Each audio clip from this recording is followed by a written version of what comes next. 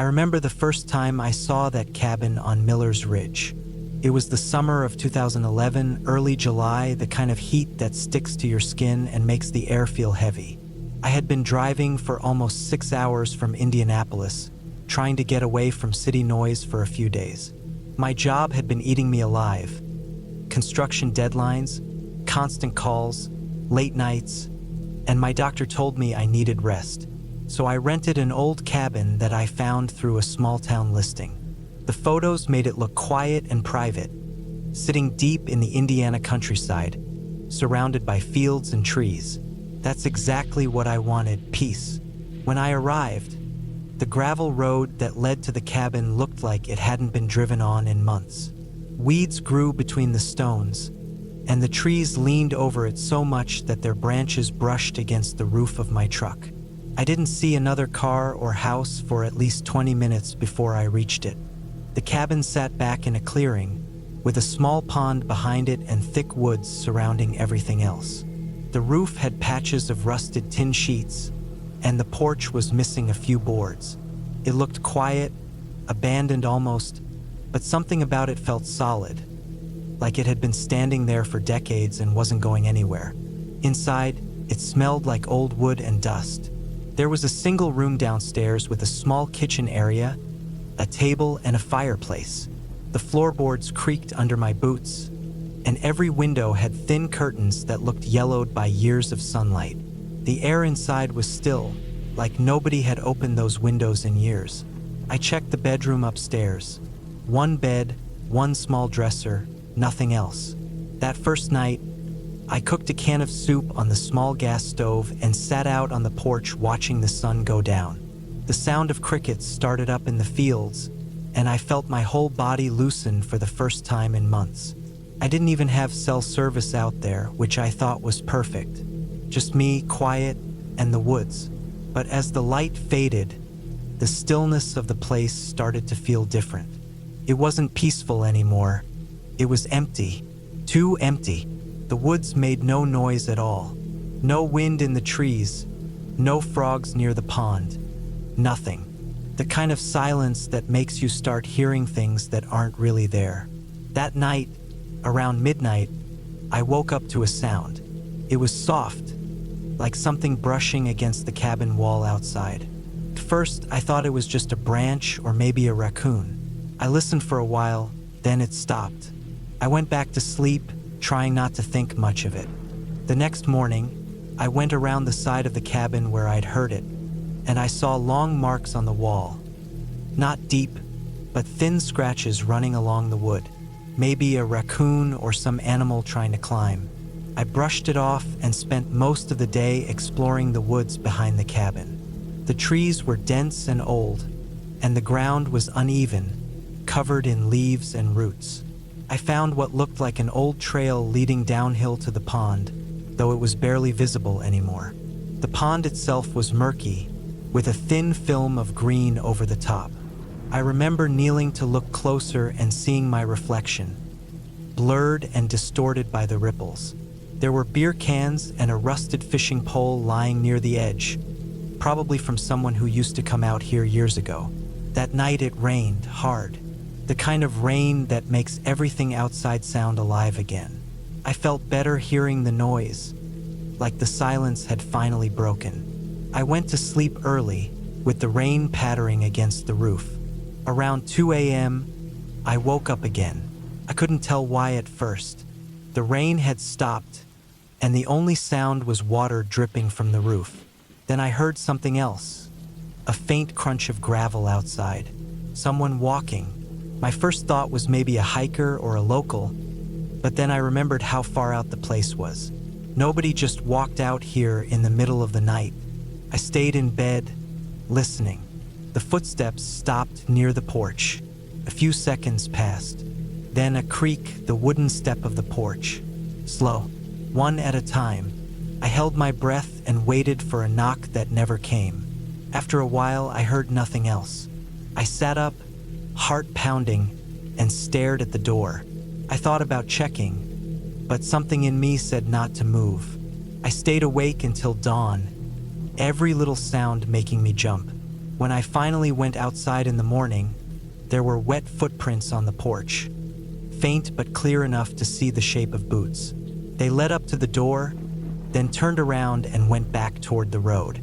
I followed them until they faded in the dirt. That day, I didn't do much.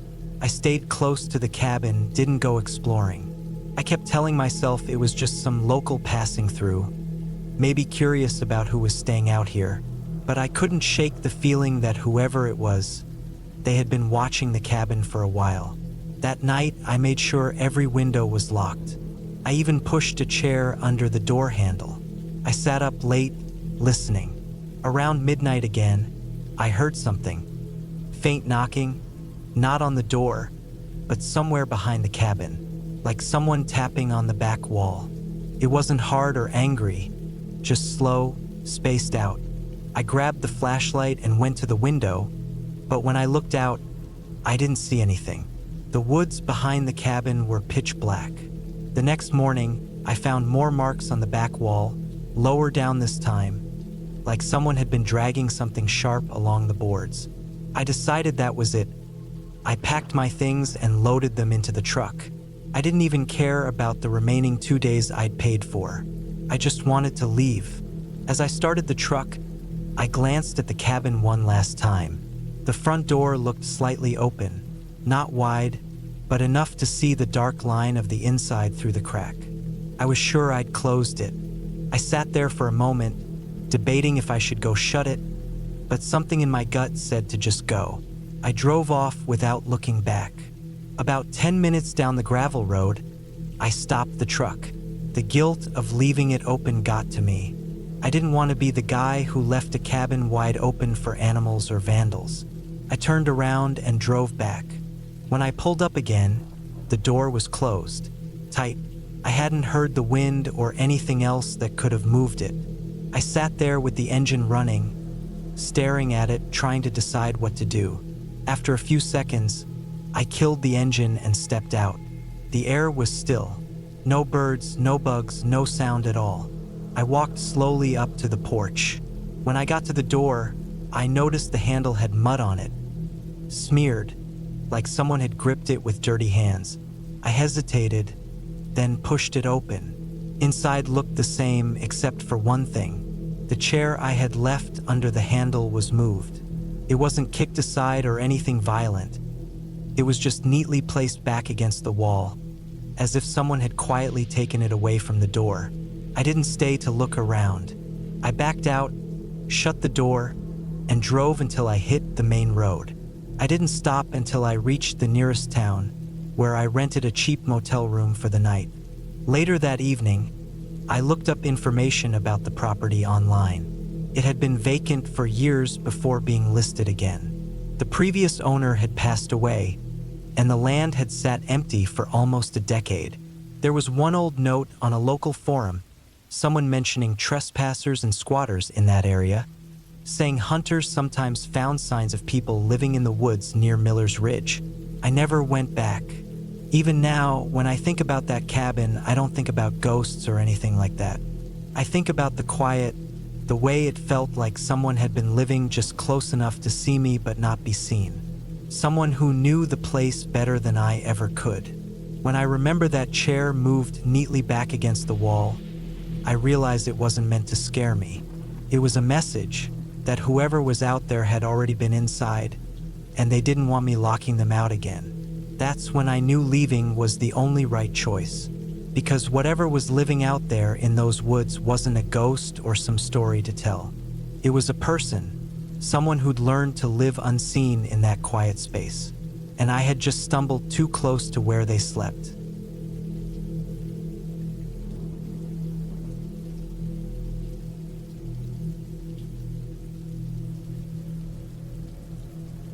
It was early November of 2019 when I decided to take a short break from work and rent a small cabin in the Lake District, up in Cumbria, England. I was 32 at the time, burned out from constant deadlines and the noise of city life in Manchester. I found a listing online for a secluded cabin near a small village called Hawkshead, surrounded by pine woods and a few scattered farms. The pictures showed an old wooden cabin, small but cozy, with a stone chimney and a small clearing that overlooked a lake. It looked peaceful, exactly what I needed. I drove there on a cloudy Thursday afternoon, reaching just before dusk. The road had narrowed into a single lane near the end, with moss-covered stone walls on both sides and trees pressing close. The GPS lost signal halfway, but the directions from the owner's email helped me find it. The cabin stood at the end of a dirt path, maybe a half-mile from the nearest house. It looked older than it had in the pictures. Darker wood, some cracks near the windows, and a sagging porch rail, but still solid. I parked beside it, got out, and just stood there for a minute, breathing in the cold, clean air. There was no sound except for the wind moving through the trees and the faint ripple of water from the lake below the hill. Inside, it smelled faintly of damp wood and old smoke. The owner had said he rarely rented it out after autumn because the heating was poor, but he'd left extra firewood stacked beside the stove. The cabin had one main room with a bed in the corner, a small kitchen, and a table beside the window. There was no television, no Wi-Fi, and barely any phone signal, which honestly was fine by me. I unpacked a few things, made some tea, and sat by the window as the light faded outside. By the time darkness settled, the place felt completely cut off. I could see my own reflection in the window, a faint shape surrounded by blackness. The trees outside swayed, the branches scraping each other in the wind. It wasn't scary, not yet. It just felt empty. I went to bed early that night, listening to the sound of the wind and the occasional creak of the cabin settling. The next morning, the sky was heavy and gray. I made breakfast and took a walk down the path toward the lake. The ground was wet and soft from last night's rain, and everything smelled like pine needles and wet soil. I didn't see anyone the entire walk. The lake was still, reflecting the dull clouds above. There were no boats, no people, not even birds. It felt like the whole place was asleep.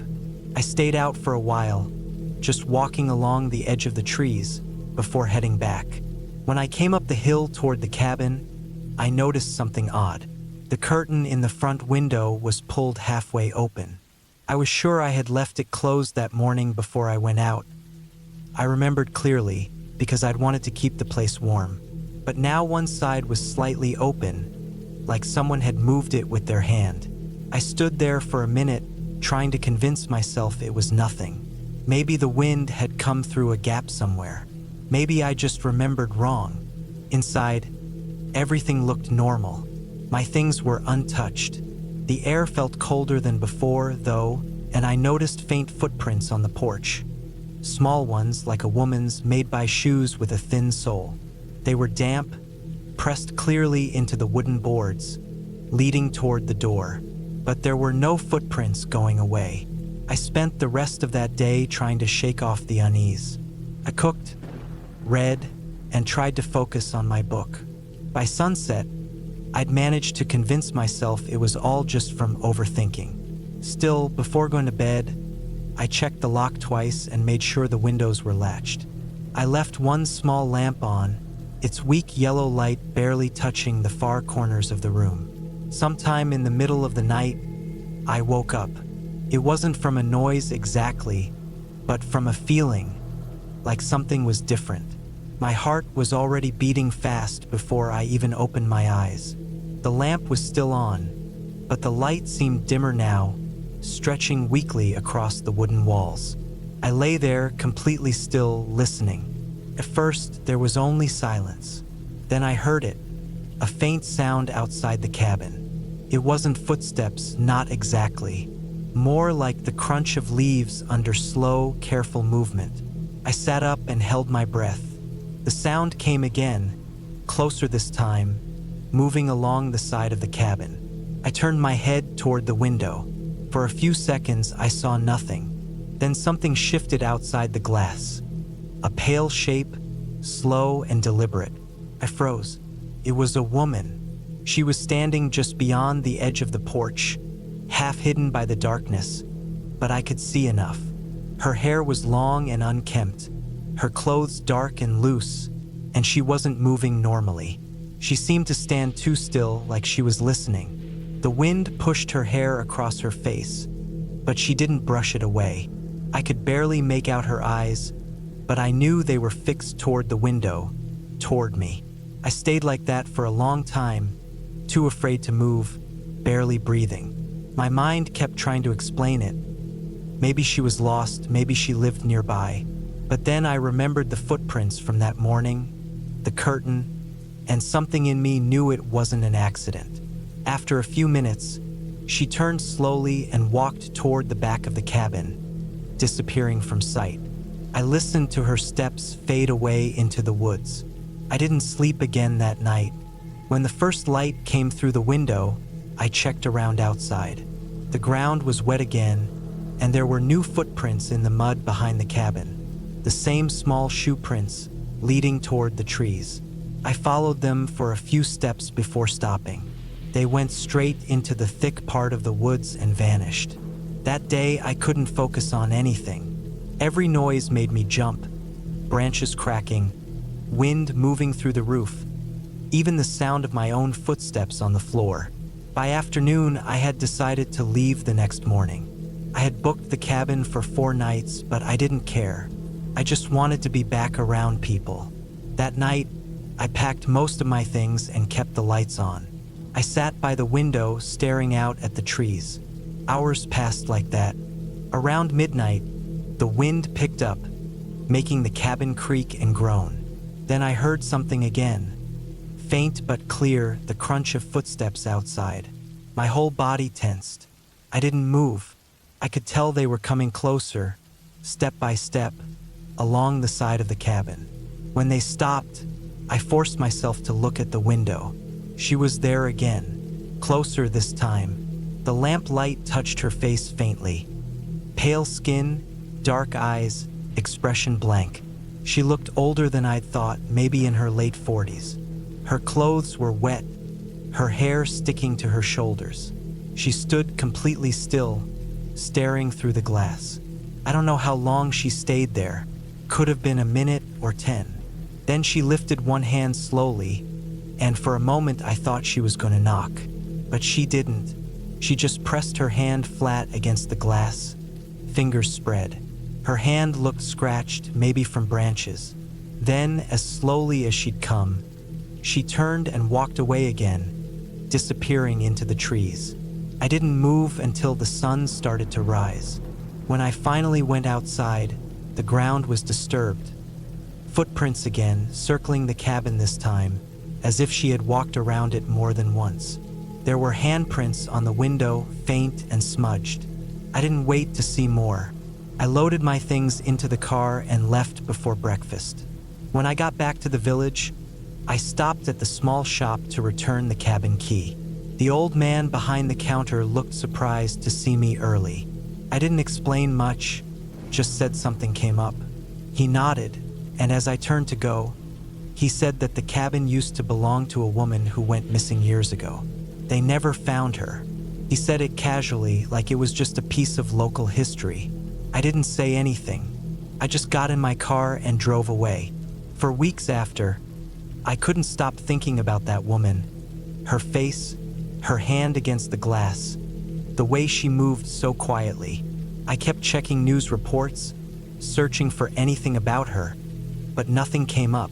Eventually, I stopped looking.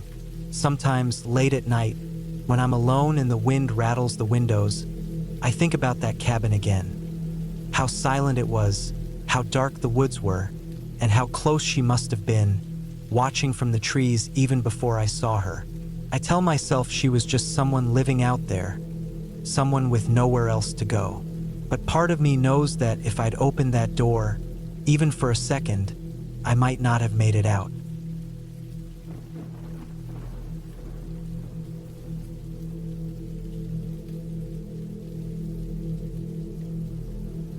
It was late October of 2014 when I drove out to northern Minnesota, about 20 miles from Ely, near a lake called Bear Ridge. I had taken a week off work to spend some time alone, just to clear my head. I'd been going through a rough few months. Long hours, bad sleep, barely eating. I rented a small cabin I found online that looked decent enough from the photos, though the ad mentioned it hadn't been used in a few years. The owner lived out of state and said it might be a little dusty. I didn't care much. I just wanted peace and quiet. When I got there, the road leading up to the property was narrow and half covered with leaves. The cabin sat at the end of a dirt path, surrounded by thick trees that blocked most of the sunlight. It was smaller than I expected. Old wooden boards faded gray and warped from years of rain and snow. One of the windows on the side was cracked, and the front steps sagged in the middle. The air smelled like damp pine and something faintly rotten, like decaying leaves. Inside, it was worse. The place was filled with dust, cobwebs in every corner, and the air felt stale, like it hadn't been opened in years. The furniture was still there. A couch with torn fabric, a wooden table, and a few chairs. There were old newspapers on the counter dated 2006. A stack of them yellowed and curled. The smell of mildew was heavy near the bathroom, and when I opened the door, the sink had a ring of brown residue. I wiped it out the best I could and decided to make it livable enough for the week. There was no phone service, and the only light came from a single weak bulb in the ceiling.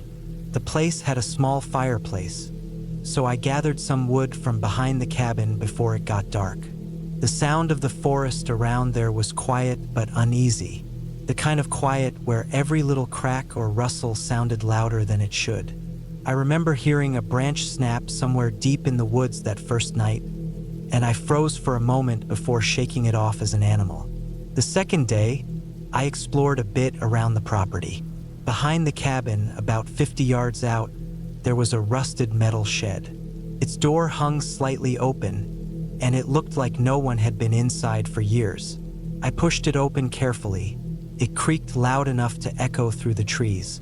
Inside were old tools, a couple of broken saws, and what looked like the remains of some kind of hunting equipment. The floor was dirt, and in the corner, I noticed a small dugout spot, like someone had been shoveling but never finished. I didn't think much of it at first, maybe an animal had done it. That night, around 1 a.m., I woke up to the sound of something hitting the wall outside.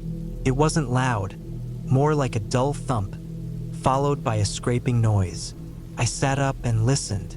It happened again, same sound, same spot, the side of the cabin near the kitchen window. I didn't move for a while, just listened to my heartbeat pounding in my ears. After about a minute, it stopped. I tried to convince myself it was a tree branch moving in the wind, but the night was still. Not even the leaves rustled. The next morning, I checked the side of the cabin. There were scratch marks along the wood, not deep but fresh, cutting through the layer of dirt and old paint. They didn't look like animal scratches, more like someone dragging something sharp along the wall. That put a strange feeling in my stomach, but I brushed it off and told myself maybe it had been some kind of wildlife. Later that day, I decided to clean up around the shed a bit, just to distract myself. While I was moving an old wooden crate, I found a piece of fabric half buried in the dirt. It looked like a part of a jacket, maybe denim, old and stiff. I pulled it out and saw that it was ripped, with dark stains across it that looked too much like dried blood. My stomach tightened. I dropped it back where I found it and stepped out of the shed, suddenly feeling watched. The woods were silent again, that same unnatural silence. That night I couldn't sleep. Every sound made me twitch.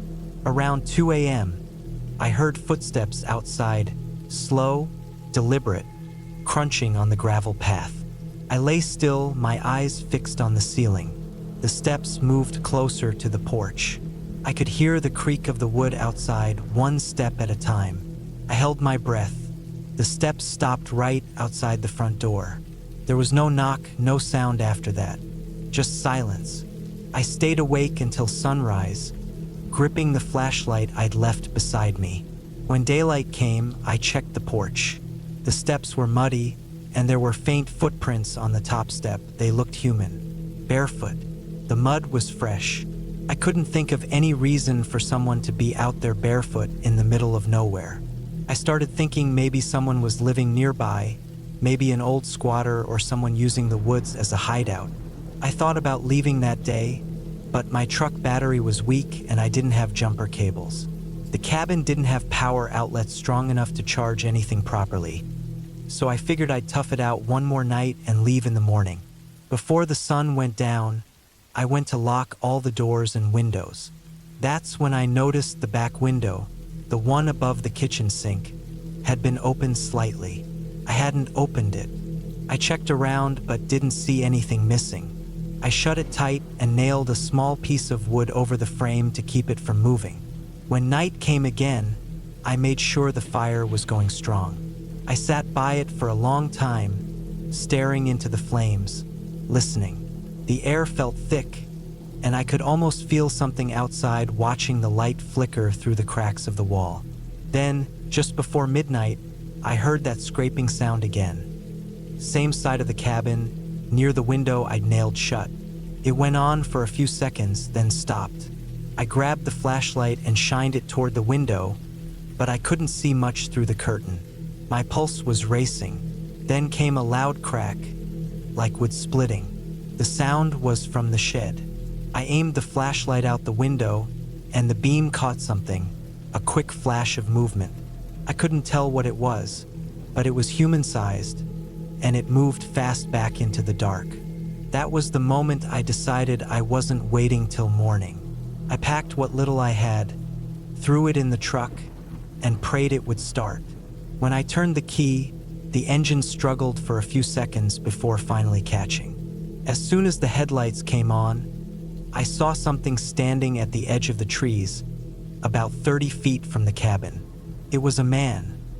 I could make out the shape of him, but he was filthy, wearing torn clothes, his hair long and matted. He didn't move, just stood there watching as I backed out onto the dirt road. My stomach felt like ice. I didn't stop. When I finally reached the main road, I pulled over at the first gas station I saw and told the clerk there was someone trespassing near that old property.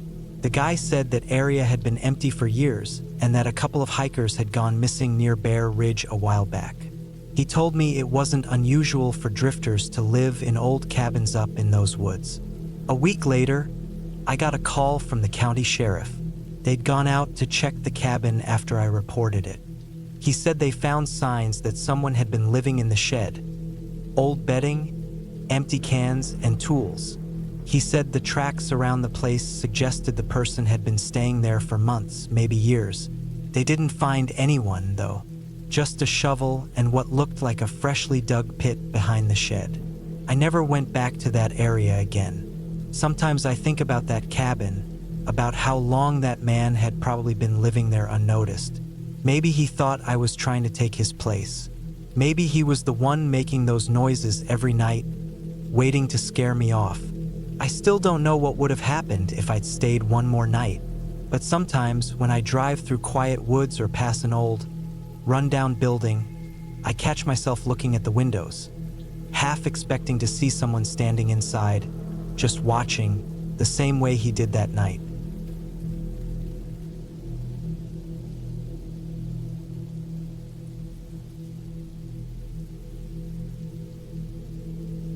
It was the spring of 1997 when I decided to build myself a small cabin in the woods of northern Arkansas. I was 32 at the time, tired of the noise of the small town I lived in and the constant presence of people everywhere I went. I wanted silence, something my life hadn't given me for years. I found a small piece of land near a shallow creek that wound through thick pine and oak woods. It wasn't much, about 2 acres, but it was isolated enough that I could go weeks without seeing another soul. The nearest paved road was 3 miles away, and the only way to reach my spot was a dirt path that had long been forgotten by anyone else. The first few weeks were about clearing. I brought an old chainsaw, a shovel, an axe, and some basic tools.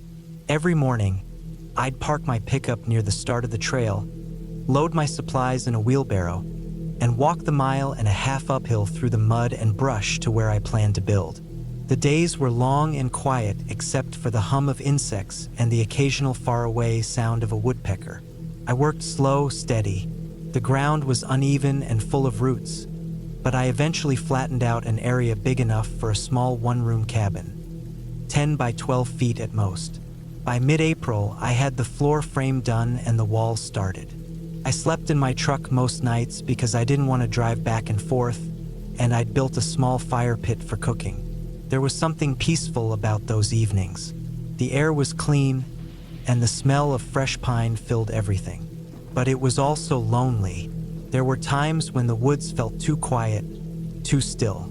Sometimes, while I was cutting boards or hammering nails, I'd pause and feel like someone was standing behind me. I'd look up, but it was always the same.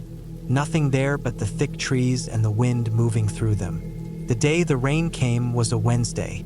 The sky had turned gray early in the morning, and by noon the air had grown heavy and damp. I was almost done with the roof framing, and I figured I could at least get a tarp stretched over the beams before the storm hit. The temperature dropped fast, and the wind picked up, carrying the smell of wet earth. I heard the first rumble of thunder around 2 in the afternoon. I kept working, pushing harder, hammering faster. I didn't want to leave it half-finished because once the rain started, everything would turn to mud. By the time I got the tarp over the top, the rain came down hard. It wasn't a soft drizzle. It was the kind of downpour that made it hard to see more than 20 feet ahead. I dragged my tool bag and some of my supplies under the half-built frame and tried to wait it out. The sound of the rain hitting the tarp was deafening. A constant roar mixed with the low groans of wind through the trees. I sat on an overturned bucket, soaked through, listening to the storm. The creek that ran behind my site started to swell fast. Within an hour, the small trickle had turned into a brown, rushing stream. Water began to pool around the foundation posts, running down the slope toward me. I realized if I didn't dig some kind of trench, the whole base might wash out. So I grabbed my shovel and stepped out into the rain. The ground was soft, slippery, and the mud stuck to my boots in heavy clumps. The water kept pouring down from the higher ground, forming small rivulets that ran straight through my work area. I dug until my arms felt numb. My fingers burned from gripping the cold metal handle, and every strike of thunder made the trees shake above me. The light faded quickly, even though it wasn't that late. The storm clouds were thick and dark, turning everything into a blur of gray and brown. I finally managed to redirect some of the flow around the cabin, but I knew if the rain kept up through the night, I'd have bigger problems. I decided to stay. Leaving meant hauling everything back through the muddy trail in the dark, and the thought of walking 3 miles in pouring rain didn't seem much safer. I unrolled a thin sleeping bag inside the dry corner under the tarp and sat there listening to the rain. My flashlight flickered weakly, and I shut it off to save batteries. Hours passed. The storm didn't slow down. The wind tore through the trees with loud cracks, and I kept hearing things hitting the ground, branches, maybe even small trees falling somewhere in the dark. The tarp flapped violently above me. Water dripped through in places, running down the wooden walls in thin streams.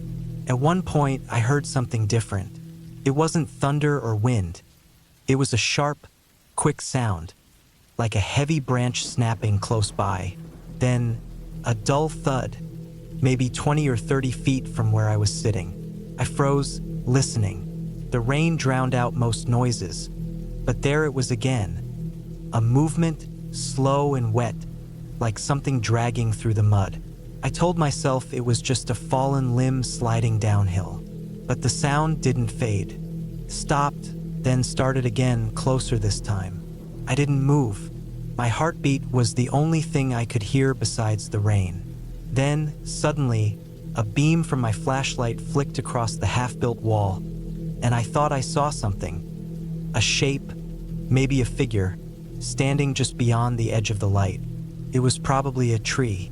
That's what I kept telling myself. But the longer I stared, the less sure I felt. I didn't breathe for what felt like a minute. I turned the light off and sat in the dark, gripping the handle of my hammer like it would make a difference if someone, or something, was actually there. The rain kept falling, harder now. My whole body was shaking, not just from fear but from cold. I couldn't tell if what I heard outside was real or my mind trying to fill in the silence between the thunderclaps. I must have dozed off because the next thing I remember was waking up to the faint light of dawn and the sound of dripping water all around me. The storm had finally passed. The air was cold and heavy, and fog hung low over the ground. Everything was soaked.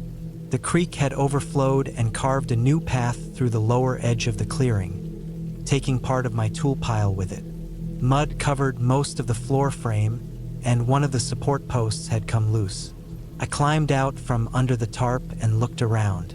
There were tracks in the mud. At first, I thought they were mine, but they were too big and deep. They circled the edge of the cabin site, then led down toward the creek. I followed them carefully, slipping and sliding on the wet ground. The tracks were uneven, like whoever or whatever made them was limping or dragging one foot.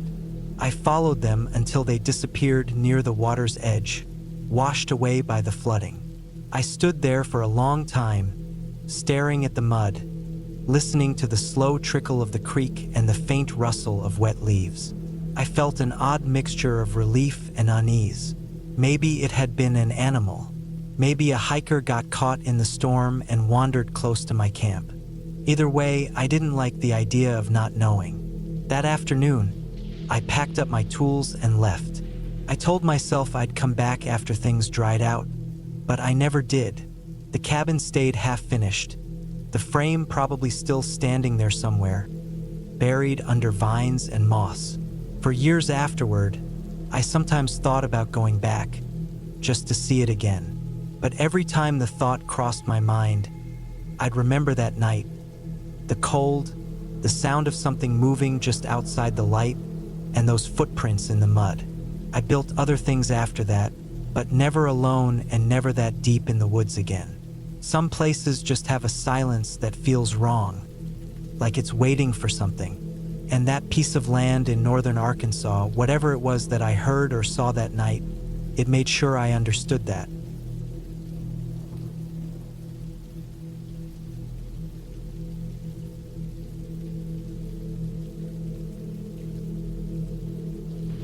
It was the fall of 1998 when I decided to take a short trip alone into the mountains of northern Idaho.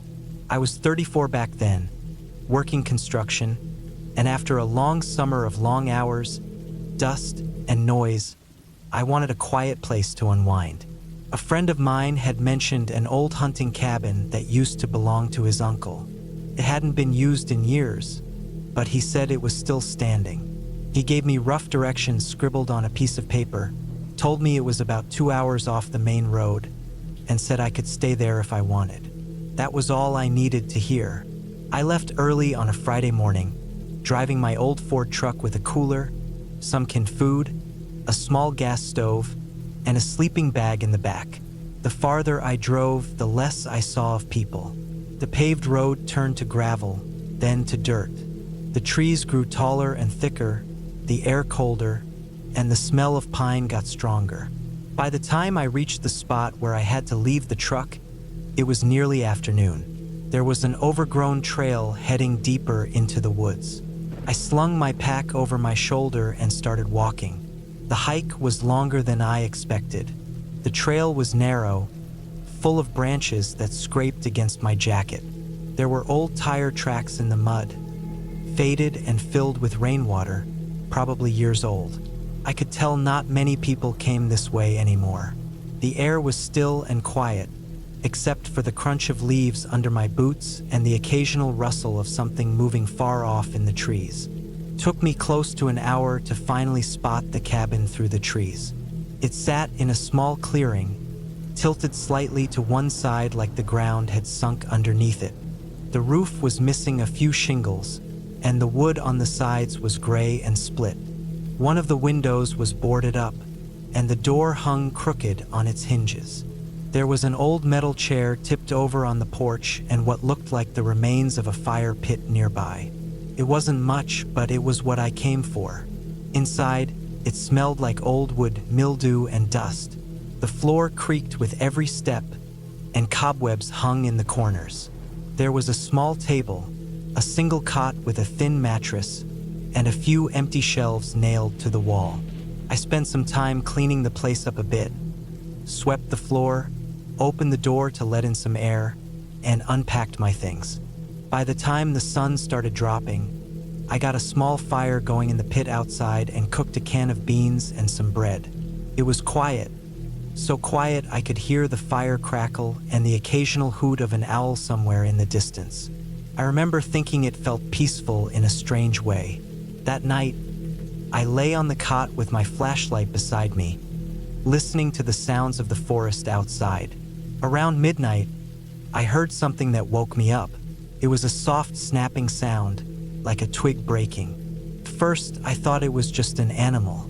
The woods are full of deer, raccoons, maybe even a bear now and then.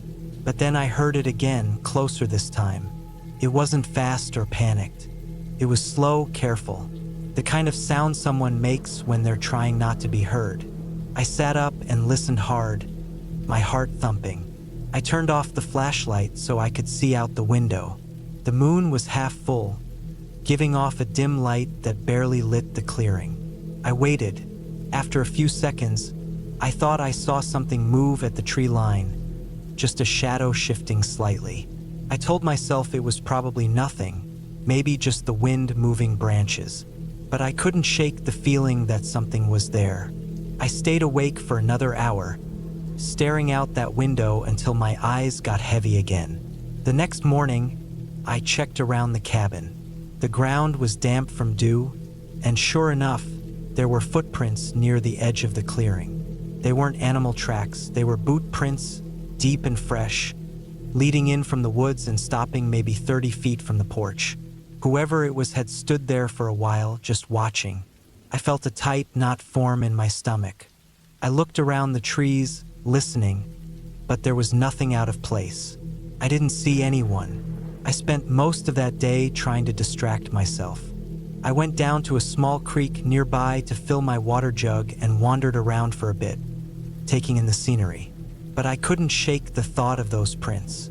By evening, I had decided I'd stay one more night and leave in the morning. I didn't like the idea of hiking back through the woods in the dark, so I thought it was best to rest up and go at first light. That night was colder, and the wind had picked up. The cabin groaned and popped every time a gust hit it. I had my lantern on low, the small flame flickering against the walls. Around 10, I started hearing noises again. At first, it was distant, like footsteps far away. Then they got closer. I turned off the lantern and sat still, barely breathing. The sound came from the left side of the cabin, near the boarded-up window. It was slow, steady, circling. I could hear leaves crunching, then silence, then another step. Then something brushed against the wall like a hand sliding across the wood. My chest felt tight. I reached slowly for my flashlight and pointed it toward the sound, but the walls were too thick to see through. I waited, listening, my hand shaking. The noise moved toward the front of the cabin. Then I heard a single soft thud on the porch, like a boot stepping on old wood. Another thud followed, then silence. I could hear my own heartbeat in my ears. I didn't move for what felt like an hour. When I finally worked up the courage, I cracked open the door just enough to look outside. The clearing was empty. The fire pit was cold, and the trees were still. But right at the bottom of the steps, there was something new. A small pile of stones stacked carefully in a short tower, maybe 6 or 7 inches high. They hadn't been there before. I shut the door and pushed the table in front of it. I barely slept that night. Every sound made me flinch. I could hear faint movements out in the woods every now and then, but nothing came close again. When dawn finally came, I packed up everything fast. I didn't even bother to eat. I left the cabin as it was, locked the door even though it barely held, and started down the trail. The whole way back, I kept checking behind me. Every time I thought I heard a sound, I stopped and listened, but I never saw anything. When I finally reached my truck, I felt some relief, but it didn't last long. On the driver's side mirror, hanging by a piece of twine, was a single rock, smooth, flat, about the size of a coin, tied there like a charm. I didn't think twice.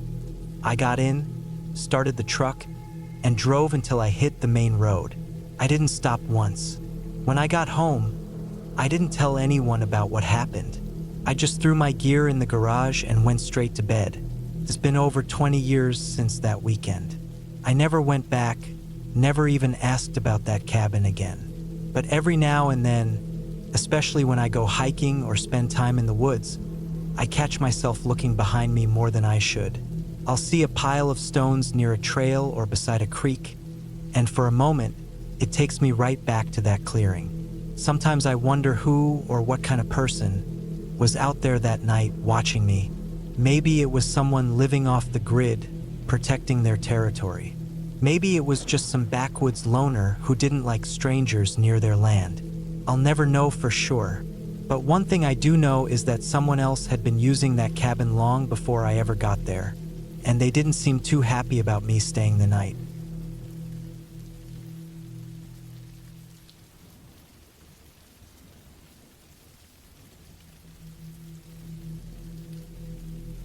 I had been living alone in a wooden cabin deep in the Amazon for 10 years. When I first built it, I never planned to stay this long. I thought a year or two would be enough to get away from people, from noise, from everything that had worn me down in the city. But years slipped by faster than I could count. The days felt endless, the nights longer, and time didn't move the same way out there. I was 45 when I first arrived, and by the time I realized how much time had passed, I was well into my 50s, my beard turning gray, my hands rough and calloused from chopping wood and fixing things around the place. My cabin sat by a narrow bend of the Rio Tapajos, about 20 miles from the nearest dirt road. I'd built it myself, board by board, with a machete, an old axe, and what few tools I could carry from the small town I started in. The wood came from the trees around me, and the roof was a patchwork of palm leaves and tin sheets. I had learned to live with what I had. I caught fish from the river, grew cassava and beans in a small clearing behind the cabin, and hunted wild pigs or small deer when I needed meat. The jungle was loud at night, crickets, frogs, and birds screaming from every direction. But after so many years, I didn't notice it anymore. What I did notice, though, were the small changes. The silence that would fall suddenly when something was moving nearby. The way the birds stopped singing when a big animal came through. I learned those sounds and I trusted them. It was around my 10th year there when things started to feel off. I had no calendar anymore, but I knew it had been 10 years because the small fruit trees I planted the first month I arrived had grown taller than my cabin. That was my marker of time. It began one evening during the rainy season. The jungle air felt thicker than usual, and the rain didn't fall. It just hung in the air like steam. I had finished mending a section of the roof when I noticed tracks near the edge of my clearing. They weren't from an animal I recognized. Too big to be a monkey, too wide for a jaguar, and too heavy for a wild pig. They sank deep into the soft mud. Bare feet, human. Nobody came that far out, not even the locals. The only humans I had seen in years were small fishing groups passing by the river once every few months, shouting to each other in Portuguese as they drifted downstream. Nobody ever came through the woods. There was no reason to. That night I couldn't sleep. The rain drummed on the roof, steady and heavy, but underneath it I could swear I heard movement outside. The kind of slow, careful movement that doesn't sound like an animal. The soft drag of feet through wet leaves. I kept my lamp low and held my old hunting knife near the bed. I never used it unless I had to, but I wanted it close. When morning came, the rain had stopped. The forest smelled fresh, clean, but there were new footprints in the mud. Bare like before, but this time closer, almost right up to my porch. I followed them for a few feet before they disappeared into the thicker brush. The tracks led away from the cabin and toward the deeper part of the forest, where the trees grew so tight together that sunlight barely reached the ground. I knew better than to follow too far. Out there, it was easy to get turned around, even for someone who had lived in the jungle as long as I had. For days after that, I found signs that someone, or something, was near. A piece of bark stripped from one of my trees. A half-burnt stick near my fire pit that I didn't remember using. The small pile of fish I left to dry under a net had been moved. Not eaten, just rearranged like someone had touched them and left. It wasn't fear I felt at first, more like unease. After 10 years alone, the idea of another person out there felt unreal. But by the fourth night, I started to feel something worse, like I was being watched. Every time I went to fetch water from the river, I felt eyes on me. I turned fast, trying to catch whoever it was, but there was never anyone there. Just the thick green of the trees and the buzz of insects. I told myself it was my mind slipping. Isolation can play tricks, and I had been alone for too long. But the evidence was there, the footprints, the signs, the movements I couldn't explain. One morning, I found something that made my stomach drop. My fishing line had been cut clean, not chewed. The knot I tied was sliced perfectly, like someone used a blade. I checked the machete I kept near the river, and the handle was wet, even though it hadn't rained that night. I knew then I wasn't imagining it. Someone had been close enough to touch my things.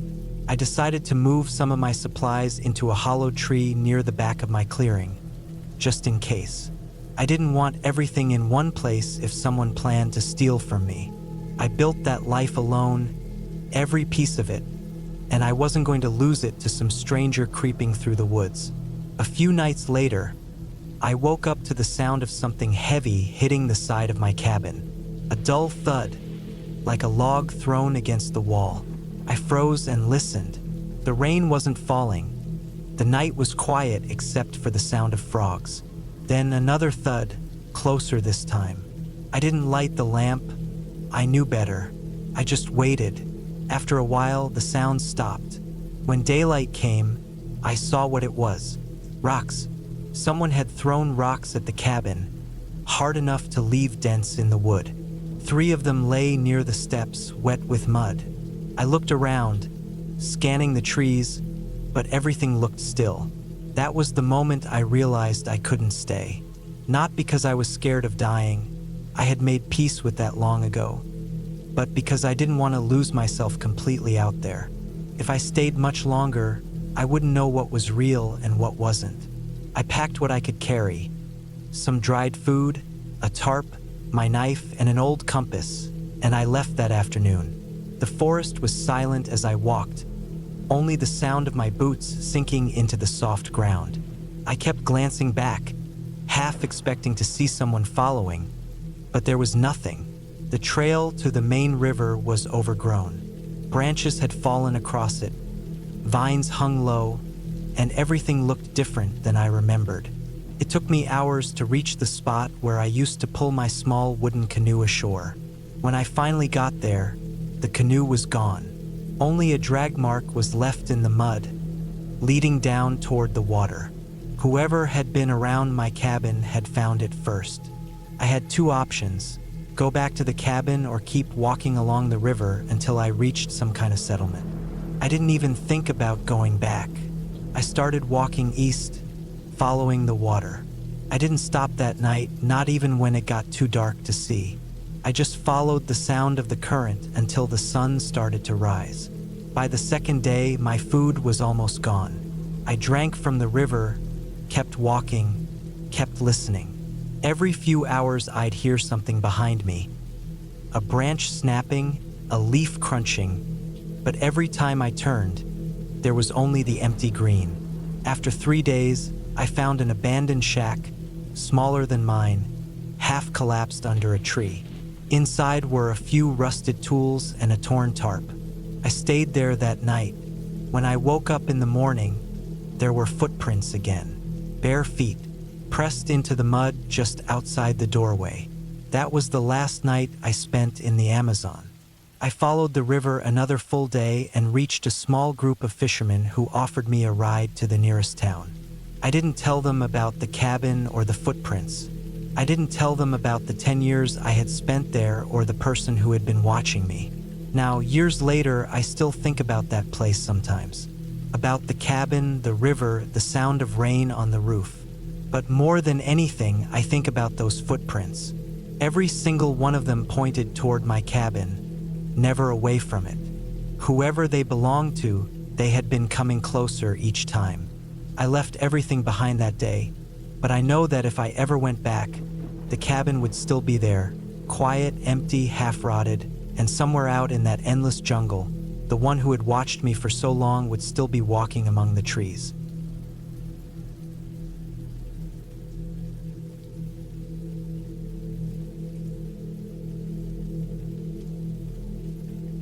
It was early October of 2017 when I drove past the old cabin that once belonged to my ex-husband, Mark. It had been almost 6 years since I last saw that place, tucked away deep in the back roads of northern Montana. The kind of place you'd only find if you already knew where to look. The cabin sat several miles from the nearest paved road, surrounded by pine trees so thick they swallowed most of the sunlight. I wasn't planning on going there, not even close, but my GPS had lost signal halfway through my trip and the detour road curved right past it. When I saw the familiar dirt driveway cutting through the overgrown weeds, I felt that strange, sinking pull in my stomach, the kind that drags you into something you don't want to face but can't ignore. I slowed the car, not really knowing why. Maybe it was curiosity. Maybe it was the leftover bitterness that never quite left me after our divorce. Or maybe it was guilt, the kind that stays quiet for years but never really fades. I pulled over on the shoulder, gravel crunching under my tires. The air was cold, that kind of sharp mountain chill that seeps through your clothes even if you're wearing layers. The sky looked heavy, the clouds hanging low like they were full of rain waiting for the right moment. The cabin looked worse than I remembered. The wood had gone gray and dry, some of the panels warped and cracked from years of weather. The roof had dark streaks from where water must have leaked through, and the porch had started to sag slightly in the middle. I noticed one of the windows on the left side was broken, with a piece of old cardboard taped across it from the inside. The grass around the place had grown wild, waist-high in some areas, and the path that used to lead to the back shed was barely visible anymore. I got out of the car and just stood there for a minute. The smell of wet pine needles and dirt filled the air. I didn't plan to go inside, but I wanted to see the place up close, just one last look. It used to be ours, the cabin we spent nearly every weekend in when we were still together. We'd built it ourselves, piece by piece, back when life felt steady and predictable.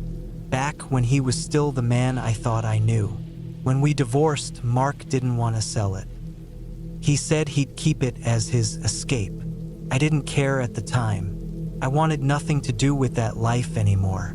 But seeing it now, so still and abandoned, stirred something uneasy in me. I started walking toward the porch, my boots sinking into the soft ground.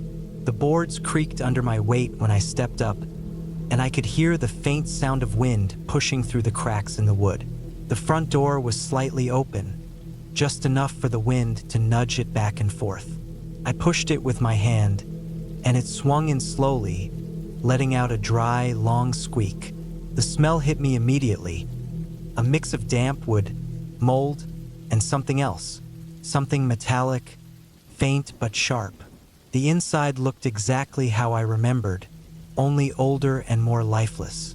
The table we used to eat at was still there, covered in dust so thick it looked like gray powder. The old wood stove stood in the corner, rusted and cold. The shelves above it still had some cans, maybe beans or soup, their labels faded and curling at the edges. The couch was covered with a blanket that had once been white but had now turned a pale brown.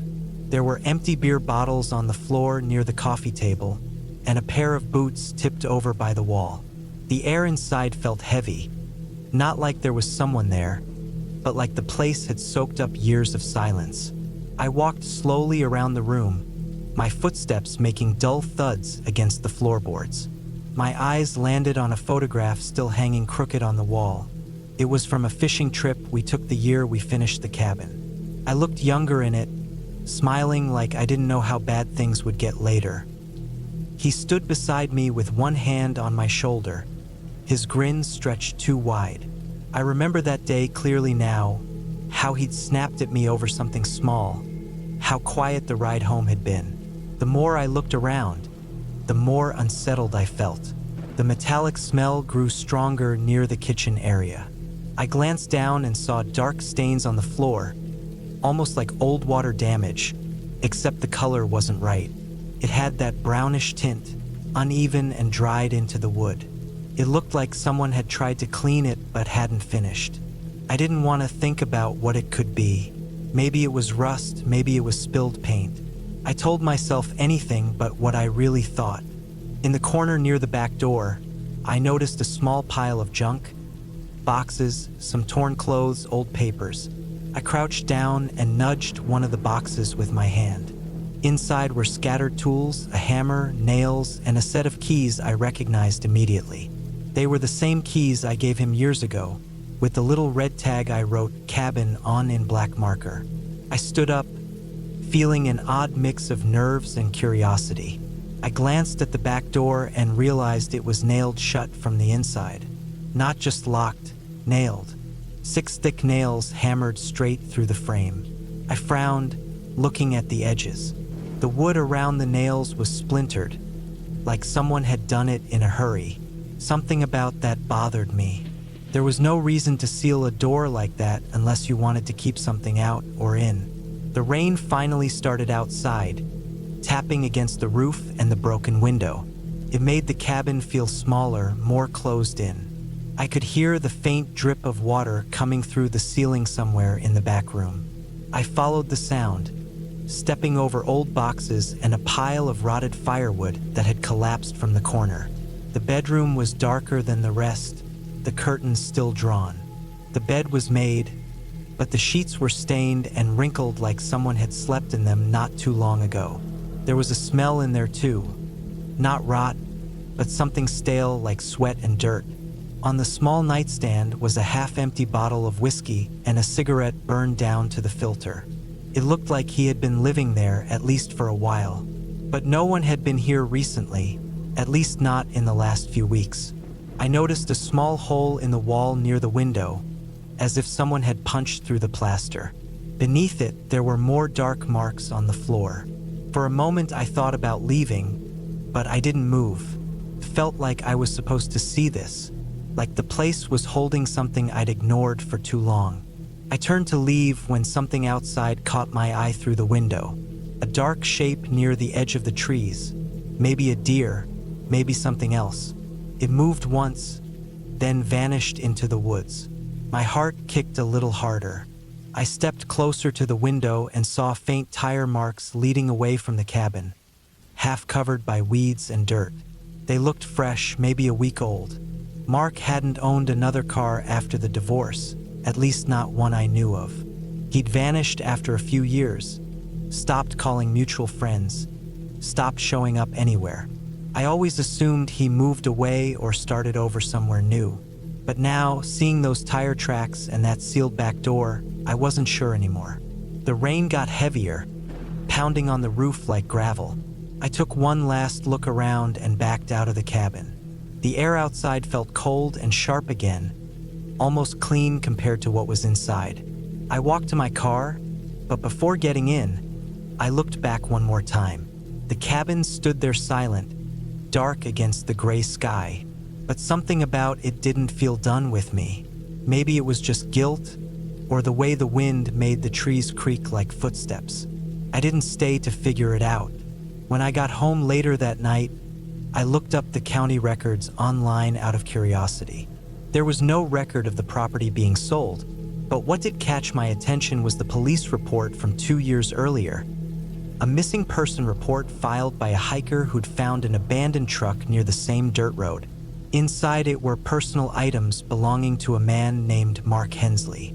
They never found him. And now, thinking back to that nailed door, those stains, the smell, I finally understood why it had felt so heavy inside that cabin. It wasn't haunted. It was just the weight of something real, something that happened, and I should have never gone back there.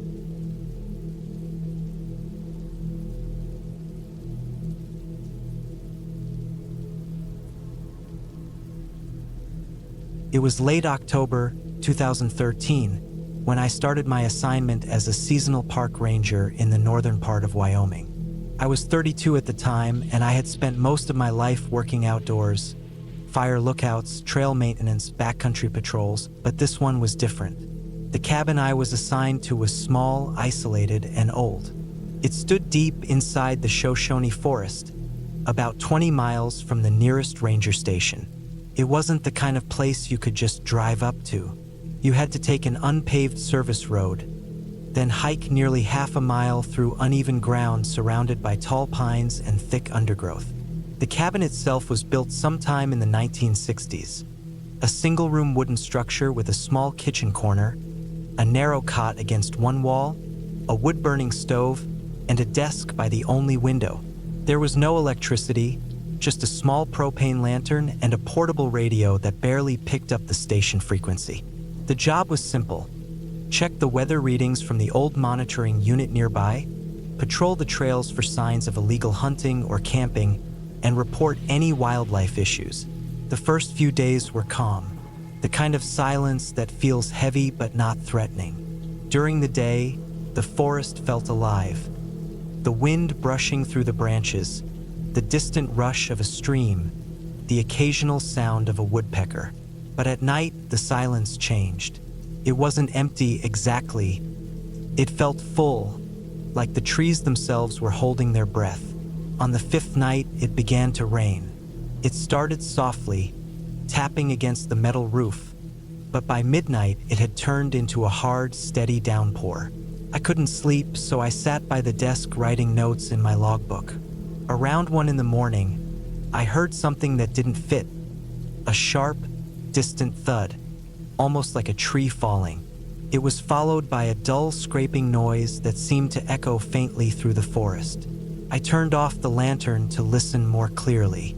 The rain muffled everything, but underneath it, I thought I heard footsteps. Slow, heavy, uneven. At first, I told myself it was an animal.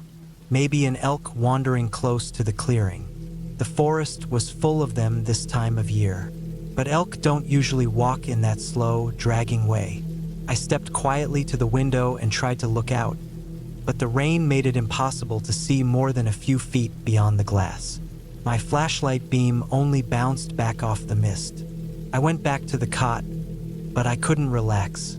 The sound came again, closer now, the same dragging movement, mixed with the rhythmic tapping of rain. It felt like something or someone was moving around the cabin. I held still and waited. The sound faded after a while, and eventually, I dozed off sitting upright. The next morning, the rain had stopped. Everything outside was soaked, glistening with leftover mist. I stepped out to check the perimeter, and that's when I noticed the prints. They weren't animal tracks. They were boot marks, heavy, deep, made by someone wearing work boots. They started near the edge of the clearing and circled the cabin twice before disappearing back into the trees. The mud made it hard to tell how fresh they were, but it looked like they had been made during the night. That day, I tried to brush it off. Sometimes hunters wandered too close, even though it wasn't allowed. Maybe someone had been passing through and used the clearing to rest. But the thing that bothered me was the way the prints circled, like whoever it was had been walking around, not heading anywhere. The following night, I made sure the door was locked and the lantern stayed lit. I kept the radio on, even though the static was loud. It gave me something to focus on. Around midnight, I heard movement again. It was faint this time, just small cracks of twigs breaking. I grabbed my flashlight and opened the door, shining the beam out across the clearing. Nothing, just trees dripping water and fog hanging low over the ground. I scanned left and right, then caught a faint glimpse of something reflective deep among the trees. 2 small flashes, like light bouncing off metal. Then it disappeared. I stayed awake until dawn, checking every few minutes, but nothing came closer. When daylight returned, I went out farther into the woods. About 50 yards from the cabin, I found an old tent site, a small ring of blackened stones and a few pieces of torn fabric scattered around. It looked abandoned, but there were fresh signs of movement, broken branches, a rusted can of beans still half full, and cigarette butts that couldn't have been more than a day old.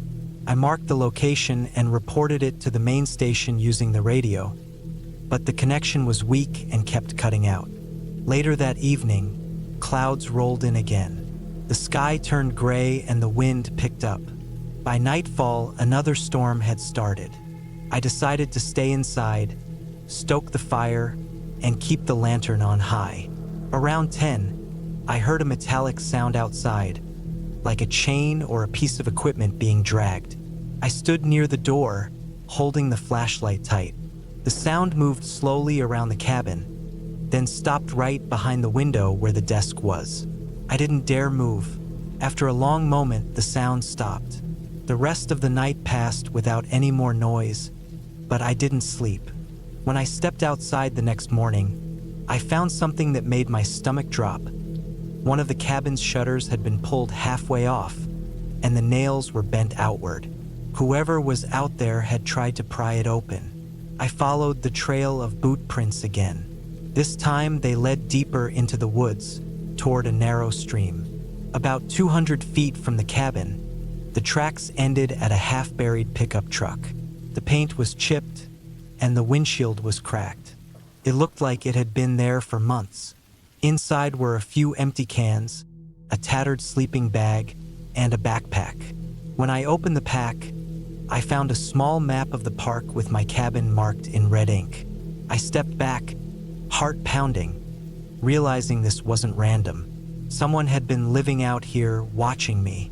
I searched around, but there was no sign of the person. I radioed in again, but the storm had damaged the line even more. The only words that got through were my coordinates before it cut to static. By evening, the rain returned, harder this time. The wind shook the cabin, and water dripped through the cracks in the roof. I barricaded the door with a chair and sat with the flashlight aimed at the window. Every sound outside made my body tense. Sometime past midnight, I heard something slam against the back wall. Then again, louder. It wasn't the wind, it was deliberate, forceful. I stayed quiet, gripping the flashlight like a weapon. The sound moved toward the door, then stopped. I waited. The handle shook once, then went still. I didn't move for hours. When dawn finally broke, everything went silent again. The air was heavy, the rain easing into a drizzle.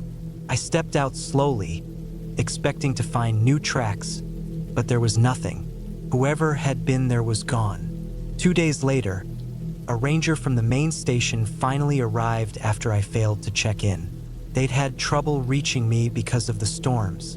When we went to inspect the area, the abandoned truck was gone. No tire marks, no trace of it having ever been there, just flattened grass where it had been. We spent half the day searching the nearby forest, but found nothing. No footprints, no signs of anyone camping nearby. Just silence and the smell of wet pine everywhere.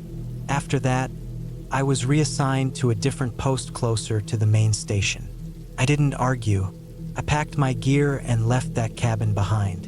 I still think about those nights sometimes. The sound of footsteps in the rain, the shutter half torn from the wall, the map with my cabin circled in red. Maybe it was someone hiding out, maybe a drifter, or maybe something worse, someone who knew how to stay hidden. What scared me most wasn't what I saw, but what I didn't. Whoever had been out there had been close enough to touch the walls, close enough to watch me through the cracks, yet I never once saw their face. Years later, I heard a report about a man found deep in the same forest, living out of an old truck, wanted for several break-ins and missing person cases around the area. They said he'd been moving between old ranger cabins for years, using them as landmarks. I never went back to see if it was the same man, but I didn't need to. I already knew. That night in the storm, when the door handle shook, he wasn't trying to break in. He was checking to see if it was locked. And if it hadn't been, I don't think I'd be here to write about it.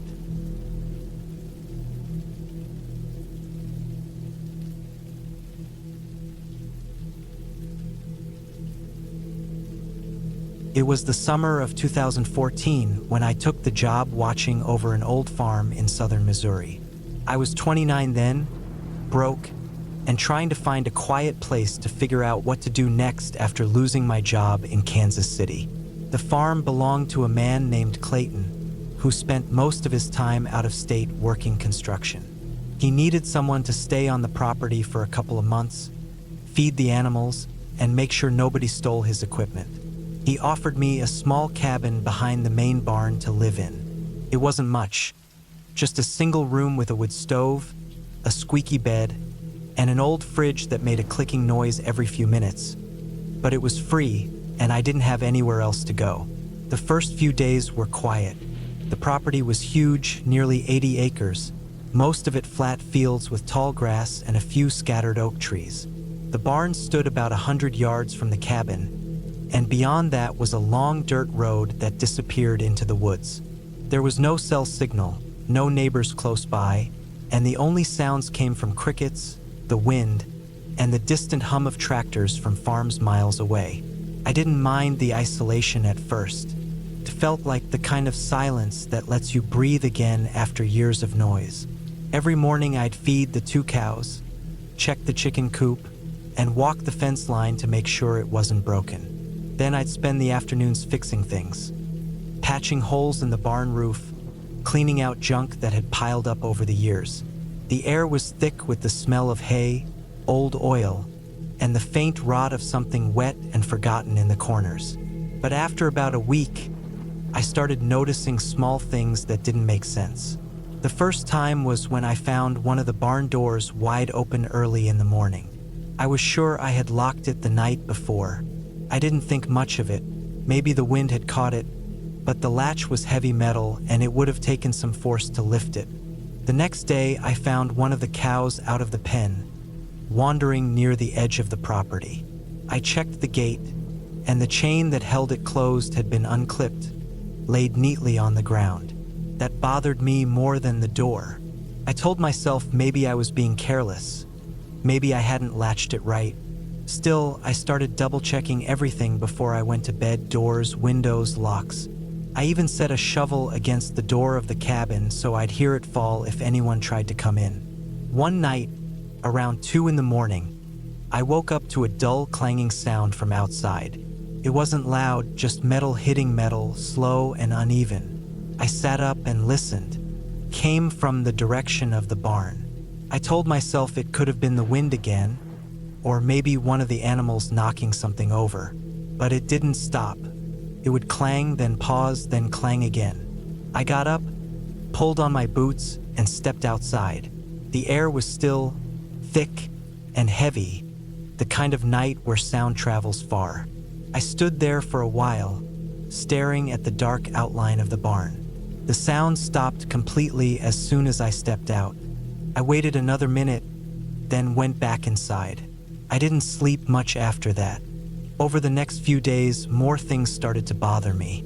Tools would be missing from the workbench, only to show up later in strange places, like a hammer lying in the grass by the chicken coop, or a bucket left halfway down the dirt road. One morning, I found muddy footprints near the back of the cabin, too large to be mine, and spaced unevenly, like whoever left them had been limping. I began to feel watched. Not constantly, but in flashes. I'd be working by the fence and suddenly feel that prickling sensation at the back of my neck, the sense that someone was standing just beyond my line of sight.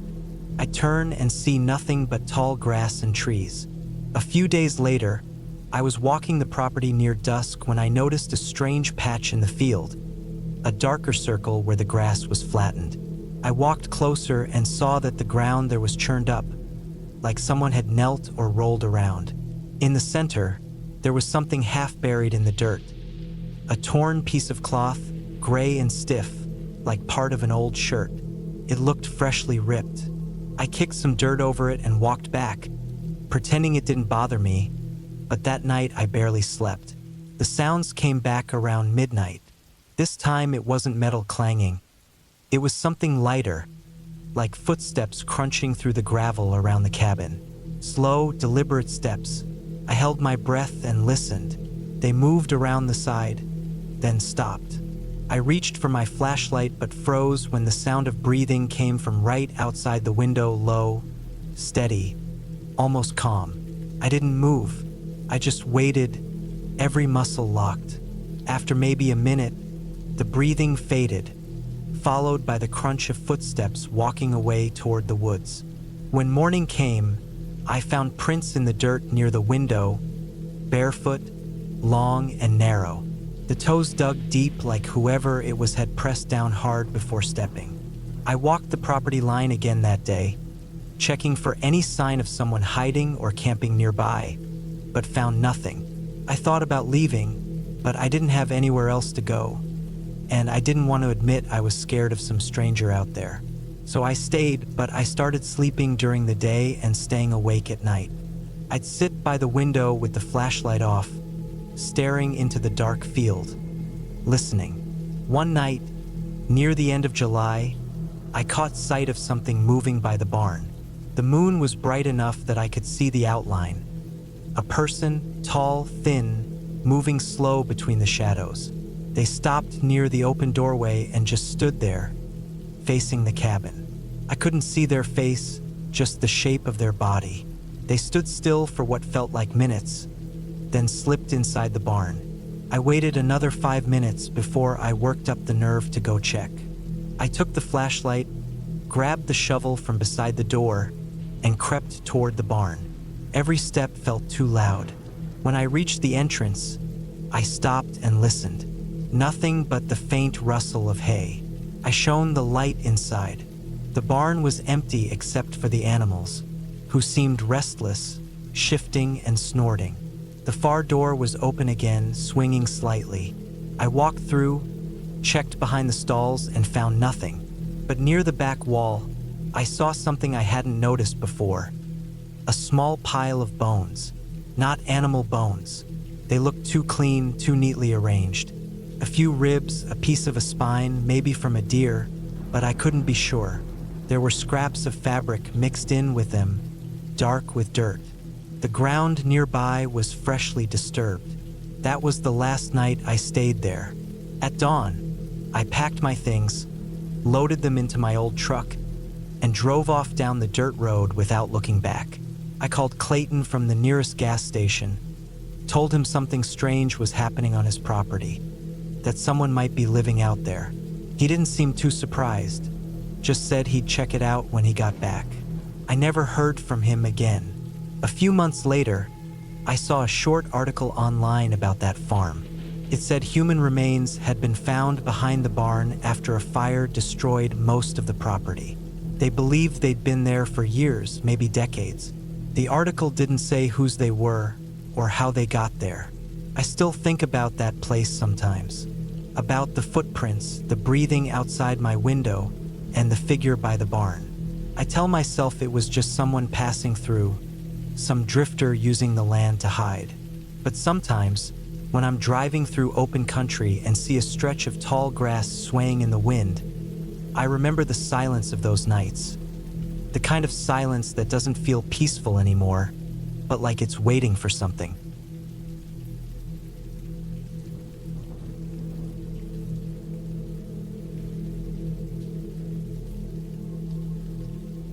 It was the summer of 2016 when I decided to take a few days off work and head out to a small cabin my cousin had recently bought near the outskirts of Idaho, somewhere close to a narrow bend of a river that cut through the pine woods.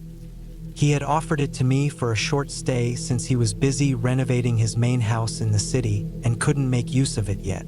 I'd been feeling burned out, tired of the constant noise of town life, and thought a few days alone would help clear my mind. The drive there took around 5 hours from Boise. I left early in the morning, around 6, and by the time I reached the dirt road that led to the cabin, the sun was already high.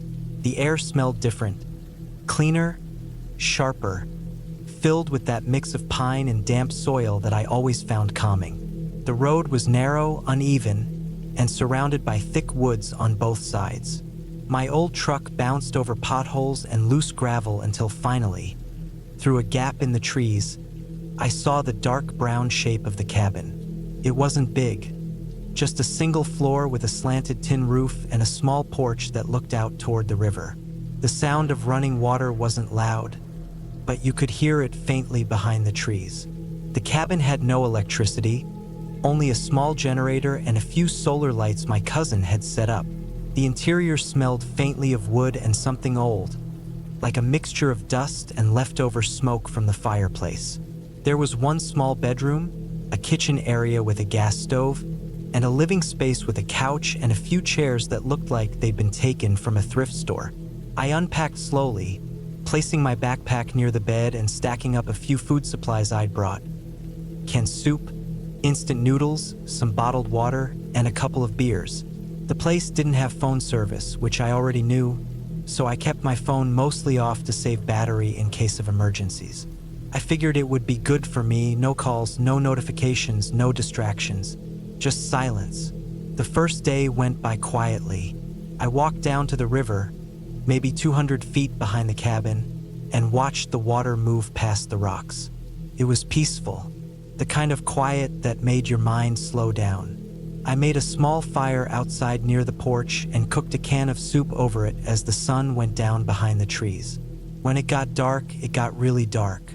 The kind of darkness where even your own hand looks like a shadow. I went inside, lit one of the solar lamps, and read a few pages from a book before turning in for the night. The second day, I started hearing things. Not strange things, at least not at first. Just the usual forest sounds, I thought. Branches cracking, maybe a squirrel running around, maybe a deer walking close by. But the thing was, these sounds kept coming from the same side of the woods, always from behind the cabin, near the river. At one point in the afternoon, while I was sitting on the porch, I noticed a shape moving between the trees. Tall, thin, not quite animal-like, but not human either. It could have been a person, I told myself, maybe a hiker passing through, even though I hadn't seen a single car or trail sign since I arrived.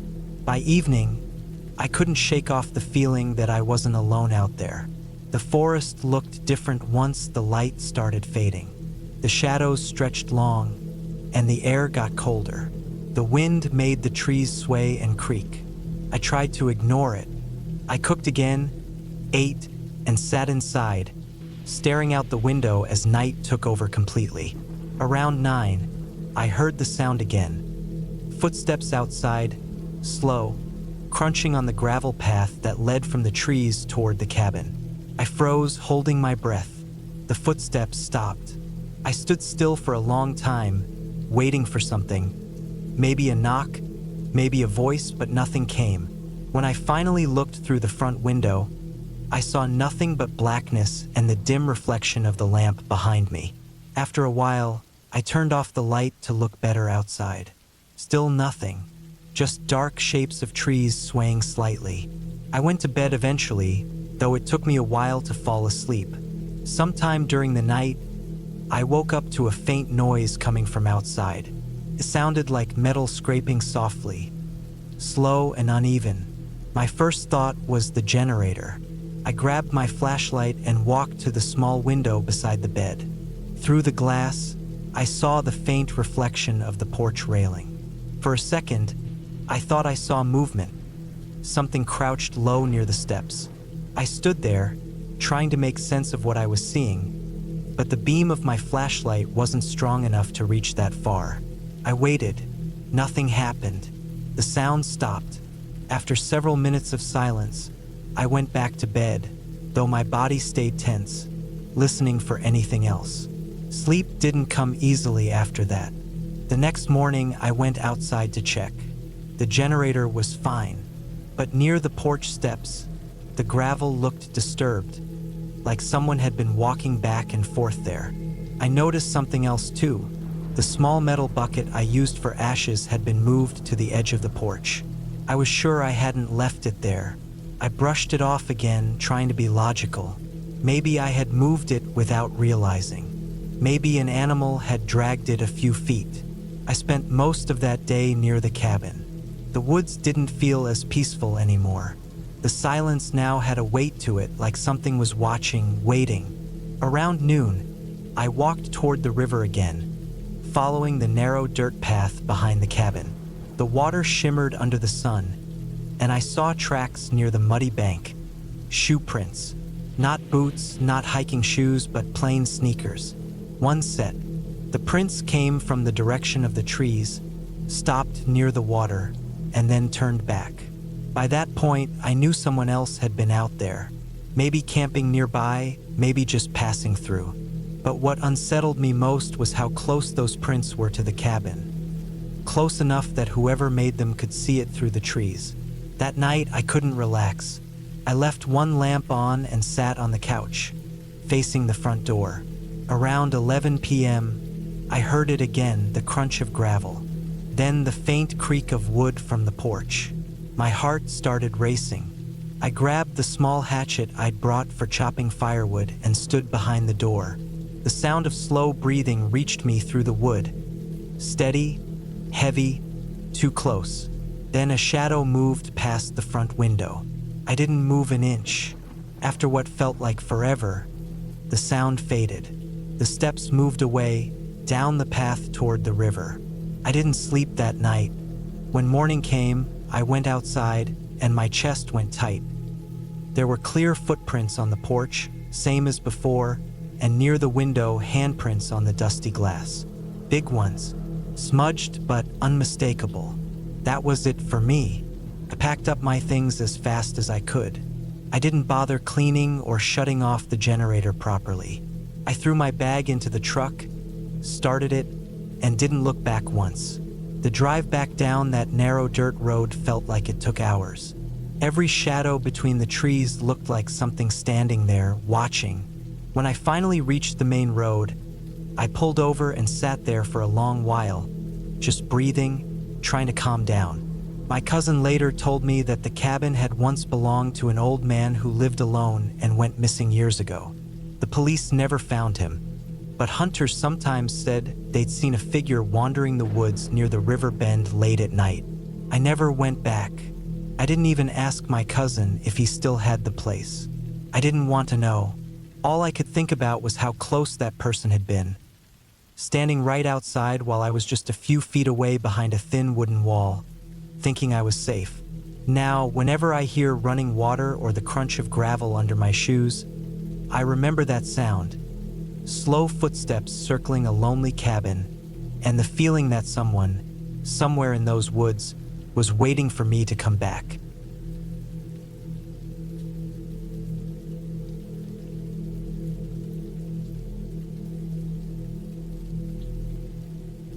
It was October of 2019 when I decided to spend a week alone at my uncle's old cabin in northern Arizona.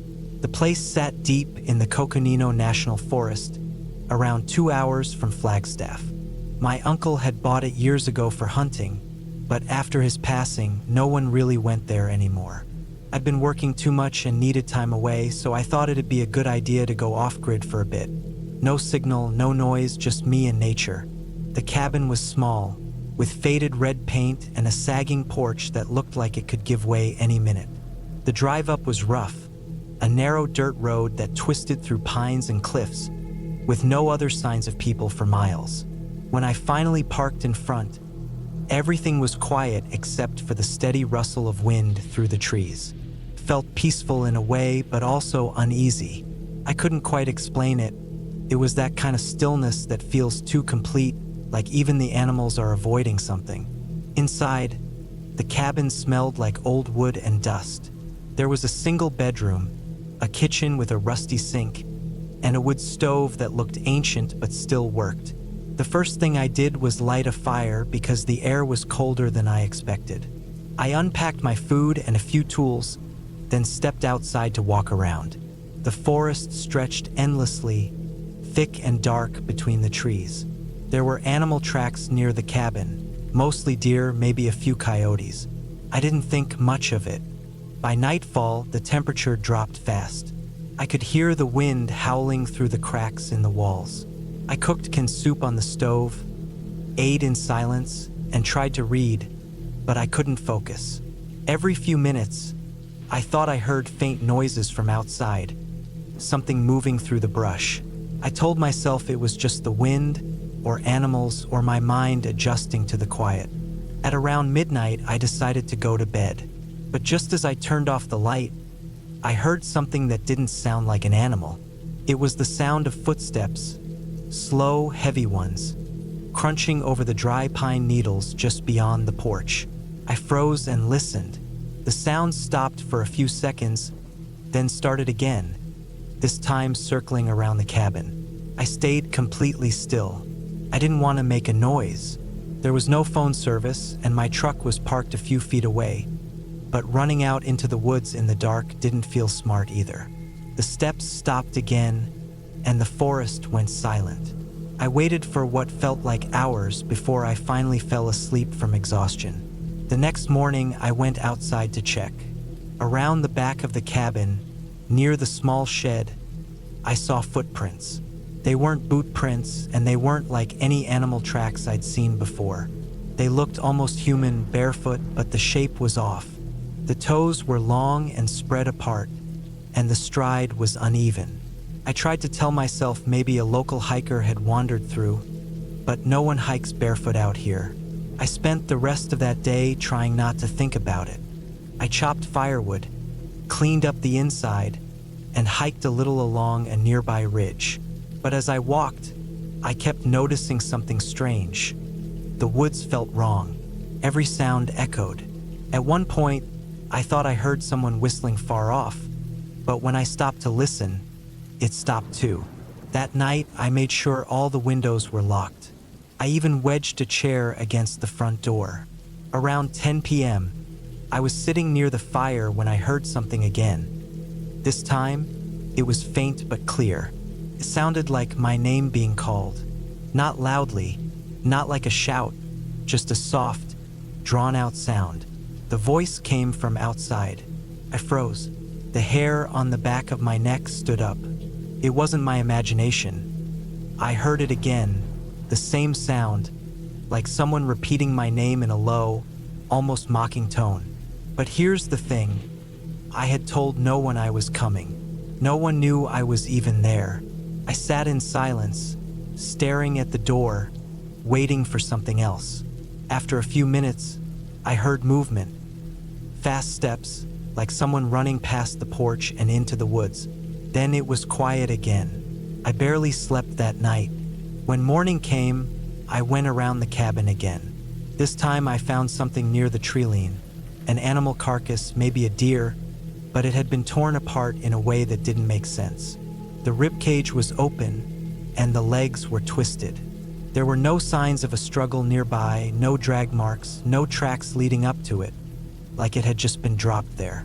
By then, I started thinking seriously about leaving, but the truck was low on gas, and I had planned to stay a few more days. I decided to give it one more night and leave the next morning. I tried to stay calm, kept a flashlight and a hatchet next to the bed. That night was worse. Around midnight, I heard scratching along the wall outside. It started low, near the foundation, then slowly moved upward toward the window. I didn't move. The scratching turned into a dragging sound, like nails scraping wood. Then came a soft thump against the glass. I couldn't bring myself to look. After what felt like forever, the noise stopped. But about 10 minutes later, I heard something else. Heavy breathing, right outside the wall near my bed. Slow, deliberate breaths. My body locked up. I lay there in complete darkness, not daring to move. The breathing went on for maybe a full minute, then stopped suddenly. The next sound was the front door creaking. I had wedged the chair under the handle, but I heard it push slightly, as if something was testing it. I could hear the wood strain. I grabbed the hatchet and waited. The door didn't open. Eventually, the noise stopped again, and the woods went silent. At dawn, I went outside carefully. The ground was covered in frost, and there were marks all around the porch. Deep footprints, again barefoot, and streaks along the walls like something had dragged its hands over the cabin. That was it for me. I packed everything up in less than 10 minutes and threw it in the truck. When I drove off, I caught a glimpse of something in the side mirror. About 50 feet behind me, near the trees, something stood there watching. It looked human, but it wasn't. Its body was too thin, its arms too long. The skin looked pale and stretched like it didn't fit right. It didn't move. It just stood there, completely still, until I turned a bend and lost sight of it. I didn't stop driving until I reached the highway. When I finally got a signal, I called a ranger station nearby. They told me they'd send someone to check the property. Later that week, a ranger called back and said they hadn't found anything. No prints, no carcass, nothing disturbed. I never went back to that cabin again. I ended up selling the land a few months later. But sometimes, when I'm out late or driving through quiet roads, I still think about that thing I saw by the trees. I still see its shape in my mind, standing there, silent and too still to be human. And the worst part is, I know I wasn't imagining it, because in the mud near the cabin, under where my truck had been parked, the ranger said they found one last print. Barefoot, deep in the dirt, toes spread wide apart, facing toward the door.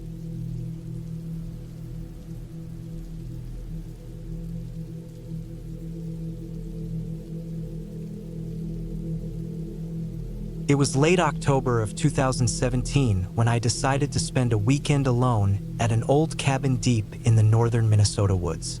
I had been meaning to get away for a while, away from work, traffic, and constant noise. I took my dog, Rex, a 5-year-old German Shepherd who had always been my shadow. He was loyal, strong, and alert. I trusted him more than most people I knew. The cabin wasn't fancy. Just a small wooden structure sitting near a narrow dirt road that twisted through pine trees and disappeared into nowhere. The air that evening was cool and damp. The drive took nearly 6 hours, most of it through empty roads that looked abandoned. By the time I reached the cabin, the sun had already dropped behind the tree line, and the woods had grown silent. The sound of my tires on gravel was the only noise for miles. I parked near the side of the cabin, grabbed my bag, and Rex jumped out immediately, sniffing around like he was trying to memorize the place. The cabin was old, the kind of place that creaked even when no one was moving. It had one main room with a small kitchen area, a single bed, a wood stove, and a short hallway leading to a bathroom. The windows were dusty but intact. The smell inside was musty, like damp wood and old smoke. I lit a few candles and unpacked what I brought. Canned food, some clothes, a lantern, and extra blankets. I had enough supplies for a few days. I wasn't planning on going anywhere once I settled in. The first night was quiet. The only sounds were the soft crackle of the fire and Rex shifting around at the foot of my bed. I remember waking up once during the night because he growled low in his throat. I looked toward the window, but there was nothing, just darkness and the faint outline of trees. I told myself he probably heard an animal, maybe a raccoon or deer. Still, I didn't fall back asleep right away. The sound of the wind against the walls made the place feel smaller, like the forest was pressing in. The next morning, I stepped outside with my coffee. The air was cold enough to sting my nose. The woods looked calm, the kind of quiet that makes you second-guess if anyone else exists out there. Rex ran around, nose to the ground, tail wagging. I followed a narrow trail behind the cabin that led to a small lake about 100 yards away. The water was still, dark, reflecting the tall trees standing around it. It was peaceful, but something about it felt heavy, like the quiet was forced. Later that afternoon, I chopped wood for the fire. Rex stayed close, lying near the porch with his ears perked. Every so often, he'd lift his head and stare into the trees. I didn't think much of it. Dogs do that all the time. but I started noticing how he'd grow tense, his body stiff, eyes locked on one direction like he saw something moving far back in the woods. When I looked, there was nothing. That night, the wind picked up and the cabin creaked louder than before. Around 10 p.m., while I was sitting by the fire reading, Rex suddenly stood up and stared at the window. His ears were straight, and the low rumble in his chest made me freeze. I turned off the lantern and just listened. The sound outside wasn't loud, but I could hear faint movement, something crunching through the leaves. Slow, steady steps moving closer. My first thought was that it was a deer, but then the footsteps stopped. Just stopped. For almost a full minute, there was nothing. Then I heard it again, this time on the side of the cabin near the back door. The wood floor beneath me vibrated slightly. Rex let out a short bark and ran toward the door, his nails scraping against the floorboards. I grabbed the flashlight and aimed it through the window beside the door, but all I saw were trees moving in the wind. Still, something felt off. I checked the lock twice before going back to sit down. Rex stayed near the door, tense and quiet. When I woke the next morning, there were prints in the soft dirt near the back steps. They weren't animal prints. They looked like boot tracks, clear and deep, circling the cabin once before heading back toward the woods. My stomach sank. I hadn't seen another person since I got there. The road was miles away from anything. Whoever it was, they'd come close enough to look inside if they wanted to. The whole day, I couldn't shake the unease. I tried to keep myself busy, but every sound made me look toward the window. Rex was restless too, pacing, whining at random times. Around evening, I found something strange. A small pile of sticks had been stacked neatly near the edge of the trail, almost like someone arranged them deliberately. That was about 30 yards from the cabin, near the lake path. I didn't touch them. I didn't like how careful they looked, like a sign or a marker. That night, I didn't light the fire right away. I didn't want to make it easy for anyone outside to see where I was. I sat quietly with the lantern dimmed, listening. Around midnight, Rex started growling again, but this time it was deeper. I turned the light off completely. The cabin was pitch black. Through the silence, I heard something. A faint scraping sound against the outer wall, slow and dragging. Then a thud, like someone tripped or leaned against the cabin. My heartbeat was so loud it felt like I could hear it echoing in the room. I grabbed the rifle I kept in the corner, not because I wanted to use it, but because it was the only thing that made me feel less helpless. Rex was by the window, staring into the dark. Then came the soft sound of movement. Not footsteps now, but more like something being dragged along the dirt outside. It circled around the cabin, stopping at random spots. The sound lasted maybe 2 minutes before fading into the woods again.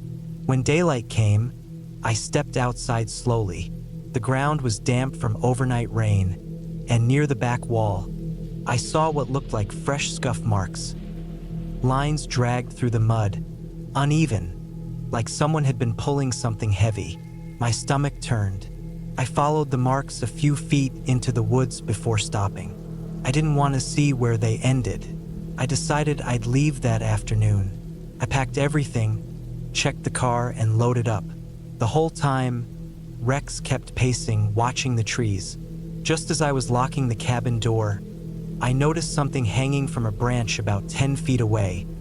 A piece of rope tied in a knot, dangling down like a noose. It hadn't been there before. That was it for me. I got into the car and drove until I hit pavement again. When I reached town, I stopped at a small gas station to fill up. While paying, I asked the clerk casually if anyone lived out by the dirt road past Miller's Creek, the one leading up to the old cabin. He said that road hadn't been used much since the 90s, except for hunters sometimes, but there had been reports of squatters moving through those woods. I didn't go back to the cabin after that. A few weeks later, curiosity got the better of me, and I checked a local news site. There was a short article about an abandoned cabin up north that had burned down. The cause was unknown, though they mentioned signs of someone living there recently. I never confirmed if it was the same one, but I'm almost certain it was. I still think about those nights sometimes. The footsteps, the dragging sound, the rope, the footprints circling the cabin. I try to convince myself it was just someone passing through, maybe a lost hunter or a drifter. But what stays with me is the thought that whoever it was knew I was there, watching from the dark, waiting just far enough away where I couldn't see them. Even now, years later, if I take Rex out at night and he suddenly stops, ears up, staring into the dark, it brings me back to that cabin, that cold, quiet place in the woods where someone else had been waiting, too quiet, too patient, just beyond the light.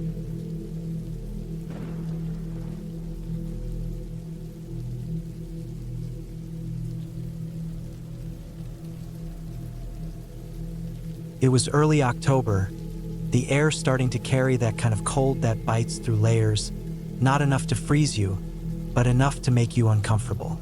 I had taken a week off from work to get out of the city, to clear my head after a long stretch of 12-hour days and sleepless nights. A friend of mine had mentioned a small, old cabin up north that was available for cheap rent. He didn't mention much about its location other than it was near a graveyard outside a little forgotten town called Willow Creek, somewhere in rural Kentucky. I didn't care much about that part. I just needed somewhere quiet, away from noise, people, and phone signals. The drive up was long and slow, most of it through cracked, winding roads surrounded by heavy trees. By the time I reached the cabin, the sun had dropped low behind the hills, and the place was wrapped in a thin mist. The cabin was smaller than I expected, maybe one room with a tiny kitchen space, a single window facing the tree line, and a porch that leaned to one side like it was tired of standing. I parked my truck a few feet from the front steps, unloaded my bags, and just stood there for a moment, looking at how the fog hung low around the ground. Behind the cabin, just beyond a thin wire fence, I saw it, the graveyard. It wasn't big, maybe 50 or 60 old headstones, most of them crooked, some half sunk into the dirt. There were no lights, no flowers, no signs of anyone visiting. The stones looked like they had been forgotten a long time ago. The grass there grew tall and uneven, the ground slightly hilly. It wasn't the kind of place that looked peaceful. It looked unsettled, like the earth itself was uneasy. That first night, I didn't do much. I heated up some canned soup on the small stove and sat near the window while I ate. The wind made a steady whispering sound against the wooden walls, and the trees creaked. It wasn't the kind of silence I was used to. This silence had weight. Every sound was sharp, the ticking of the stove, the popping of the wood, the occasional rustle outside. When I went to bed, I left the small lamp on. I told myself it was just because I wasn't used to the dark out here, but it was more than that. Something about that graveyard bothered me, though I didn't believe in anything supernatural. Still, I couldn't stop glancing out the window before I slept. The next morning, fog covered everything. I couldn't even see the fence behind the cabin. The air smelled wet and earthy. I made coffee and sat on the porch, listening to the sound of water dripping from the roof. The fog lifted slowly, and the graveyard came into view again. I noticed something strange. Some of the ground near the back corner looked uneven, as if the dirt had been disturbed recently. I didn't think much of it then, maybe just animals digging around. That afternoon, I decided to walk around the area, stretch my legs. The cabin sat on a small rise of land, surrounded by woods on three sides.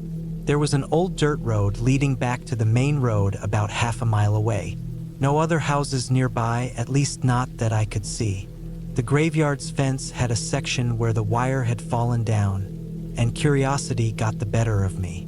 I stepped through it and walked between the stones. Most of the names were faded, dates from the late 1800s, early 1900s.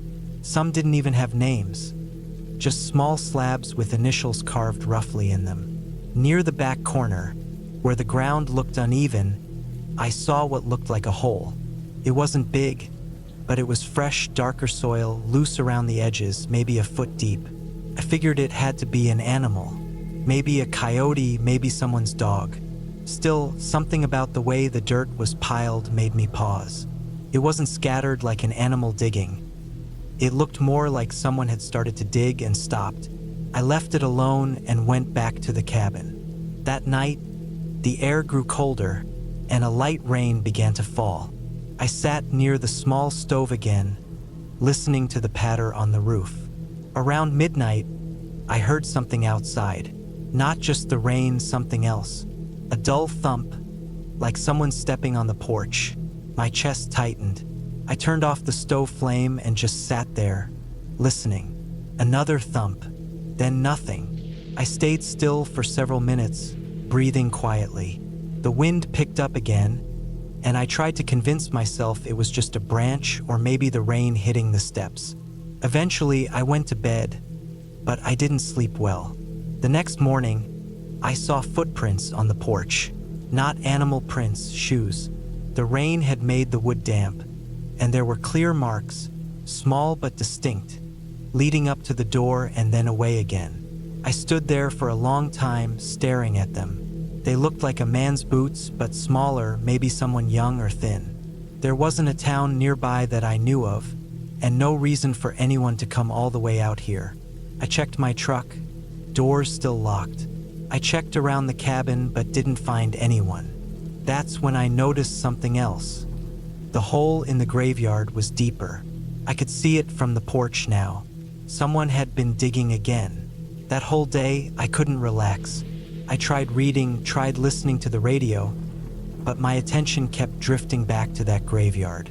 As evening came, I decided to take my flashlight and walk over there again, just to see what was going on. When I reached the back corner, I stopped. The hole was now about 3 feet deep. The dirt was fresh, piled neatly beside it. There was no sign of tools, no footprints around it. The air smelled heavy, wet earth and something faintly metallic. I felt uneasy in a way I couldn't explain. I backed away slowly and returned to the cabin, locking the door behind me. That night, the noise came again, only louder. The thumps, slow and spaced apart, like deliberate footsteps circling the cabin. My heart hammered in my chest as I sat there in the dark. Then came a scraping sound, faint but distinct, like metal against wood, near the window. I froze, barely breathing. It lasted a few seconds, then stopped. I waited until sunrise before I moved. When I finally looked outside, I saw that the screen on the window had been cut. Just a thin line, but enough to notice. That was it for me. I packed my things fast, tossing everything into the truck. I was about to leave when I looked toward the graveyard one last time, and my stomach dropped. The hole was completely filled back in. The dirt was smooth, pressed down evenly. Whoever had been digging there had finished and covered it up during the night. I got in the truck and started it, my hands shaking. As I turned to drive away, something caught my eye. A small wooden cross, freshly made, stuck into the ground near the spot where the hole had been. There was no name on it, just a date carved roughly into the wood. October 14th, 2025, the day before. I didn't stop to think. I drove until I reached the next town, checked into a motel, and didn't go back. Later, I called the county office and asked if there had been any recent burials at the old Willow Creek graveyard. The woman on the phone said that cemetery hadn't been in use since 1942, and no one had legal access to it anymore. I didn't know who or what had been out there digging or who that cross was meant for. But one thing I knew for sure was that someone had been there, moving in the dark, watching, maybe waiting for something. I never went back to that cabin again, and to this day, whenever I think about that cross with the fresh date on it, I still can't decide what's worse.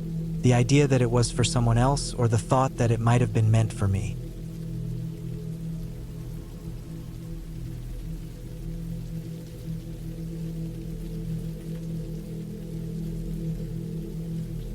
I was 32 that summer, and I remember the heat like it was burned into the air.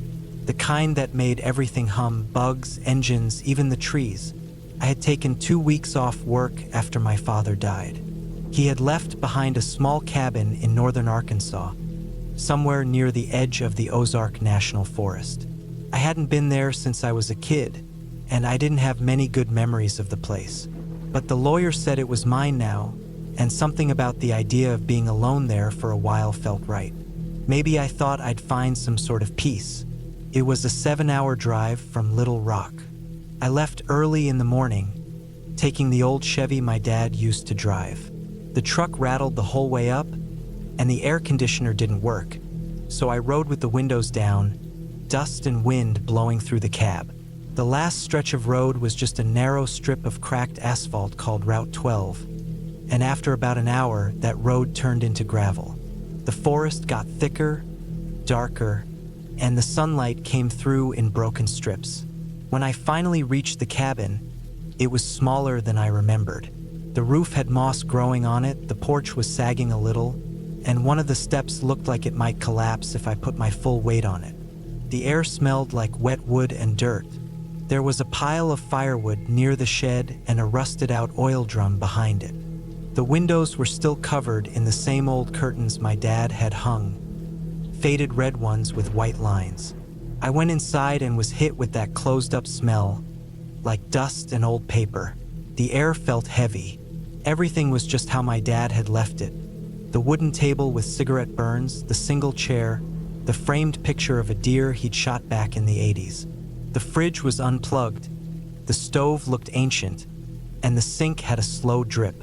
The first thing I did was open all the windows to let some air in, but the forest didn't make it feel any less closed in. I unloaded my bags, cleaned the place up a little, and tried to settle in. I had brought canned food, a cooler with ice, a sleeping bag, and some tools. I planned to fix a few things while I was there. Maybe clear out the old shed or patch the porch. By evening, the sun dropped fast behind the trees, and the air cooled just as quickly. The forest got quiet except for a few distant chirps. The first night was uneventful, just the sounds of the woods and the occasional creak of the cabin. I slept light, waking up a few times because of the silence. The second day, I hiked a little behind the property, just trying to get a feel for the land. The trails were overgrown, and there were old beer cans and bullet casings half buried in the dirt. My dad used to hunt deer out there, but I hadn't seen a single animal yet. Even the birds seemed quiet. That evening, I decided to sit outside and eat. The air had a strange stillness. No wind, no rustling leaves, just a kind of thick quiet. That's when I heard something. Not loud, but enough to make me stop. It was a faint metallic sound coming from somewhere near the shed. I figured it was just something shifting or maybe a raccoon. I grabbed my flashlight, walked over, and shined it around. The light caught on the shed door, which was cracked open slightly. I remembered closing it earlier. Inside the shed, everything looked normal. Tools hanging on the wall, old cans of paint, an empty gas container. The ground was covered in a mix of dirt and sawdust. I didn't see anything alive. I shut the door tight, slid the old latch into place, and went back inside the cabin. But even after that, I couldn't shake the feeling that something was off. It wasn't fear exactly, just the steady unease sitting low in my chest.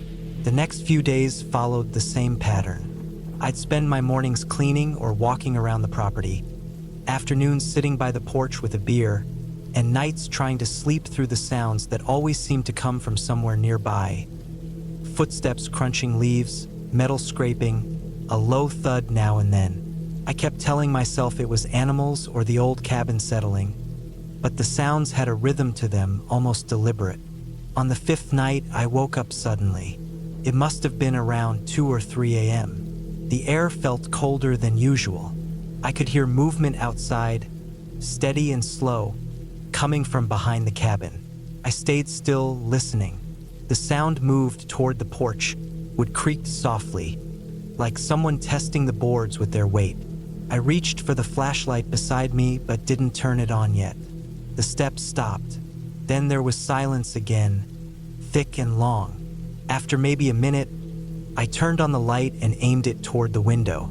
I didn't see anything. I got up, walked quietly to the front door, and looked out through the small window in it. The porch was empty. I waited another few seconds before stepping outside. The air was sharp and cold, the kind that made your breath visible. I swept the flashlight across the trees. Nothing. Just the shed in the distance and the dark stretch of forest behind it. I decided to walk toward the shed again, even though part of me didn't want to. When I got there, I noticed the latch was undone again. I know I locked it that evening. My stomach dropped a little. I opened the door slowly, shining the light around. The space was the same as before, except this time, there were fresh footprints in the dust. They weren't big, maybe a size 10 or 11, but they were clear and deep. They led toward the back wall, then stopped right where the wall ended. I stood there for a long time trying to figure it out. The prints didn't go back toward the door. Whoever made them either stood there or climbed out the small window near the roof.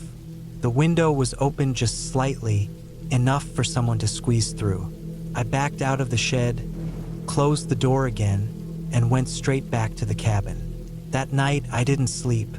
I sat at the table with my flashlight and my dad's old hunting knife, just waiting for the sun to come up. When it did, I walked back out there in daylight, trying to make sense of what I'd seen. The footprints were still there, leading nowhere. I checked around the shed for tire tracks or more prints, but there weren't any. The ground was hard and dry. I considered leaving that day, but I didn't. I told myself I was overreacting. Maybe some drifter or hiker had wandered through, maybe even squatted there before I showed up. Still, I couldn't shake the thought that whoever it was knew I was there. That night, I stacked a few pieces of wood against the door, not because I thought it would stop anyone, but because I wanted to hear if it moved. Around 3 a.m., it did. The sound was small, just a single thud, then the soft scrape of wood shifting. I didn't move. The board stayed in place, but the door handle twitched once, just enough to make the metal click. Then footsteps, slow ones, moving along the porch and stopping near the side window. I aimed the flashlight toward it but saw only my own reflection in the glass.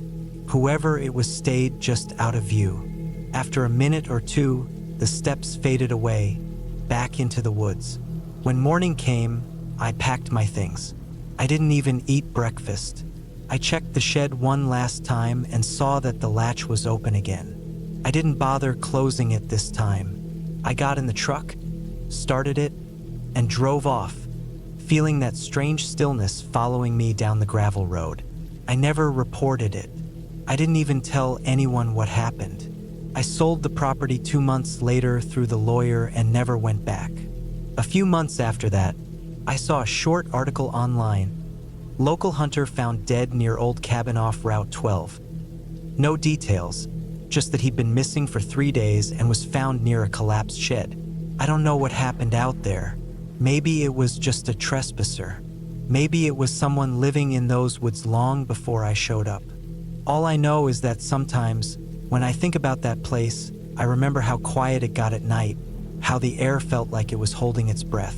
And I can still hear that soft click of the door handle, like someone testing if it would open.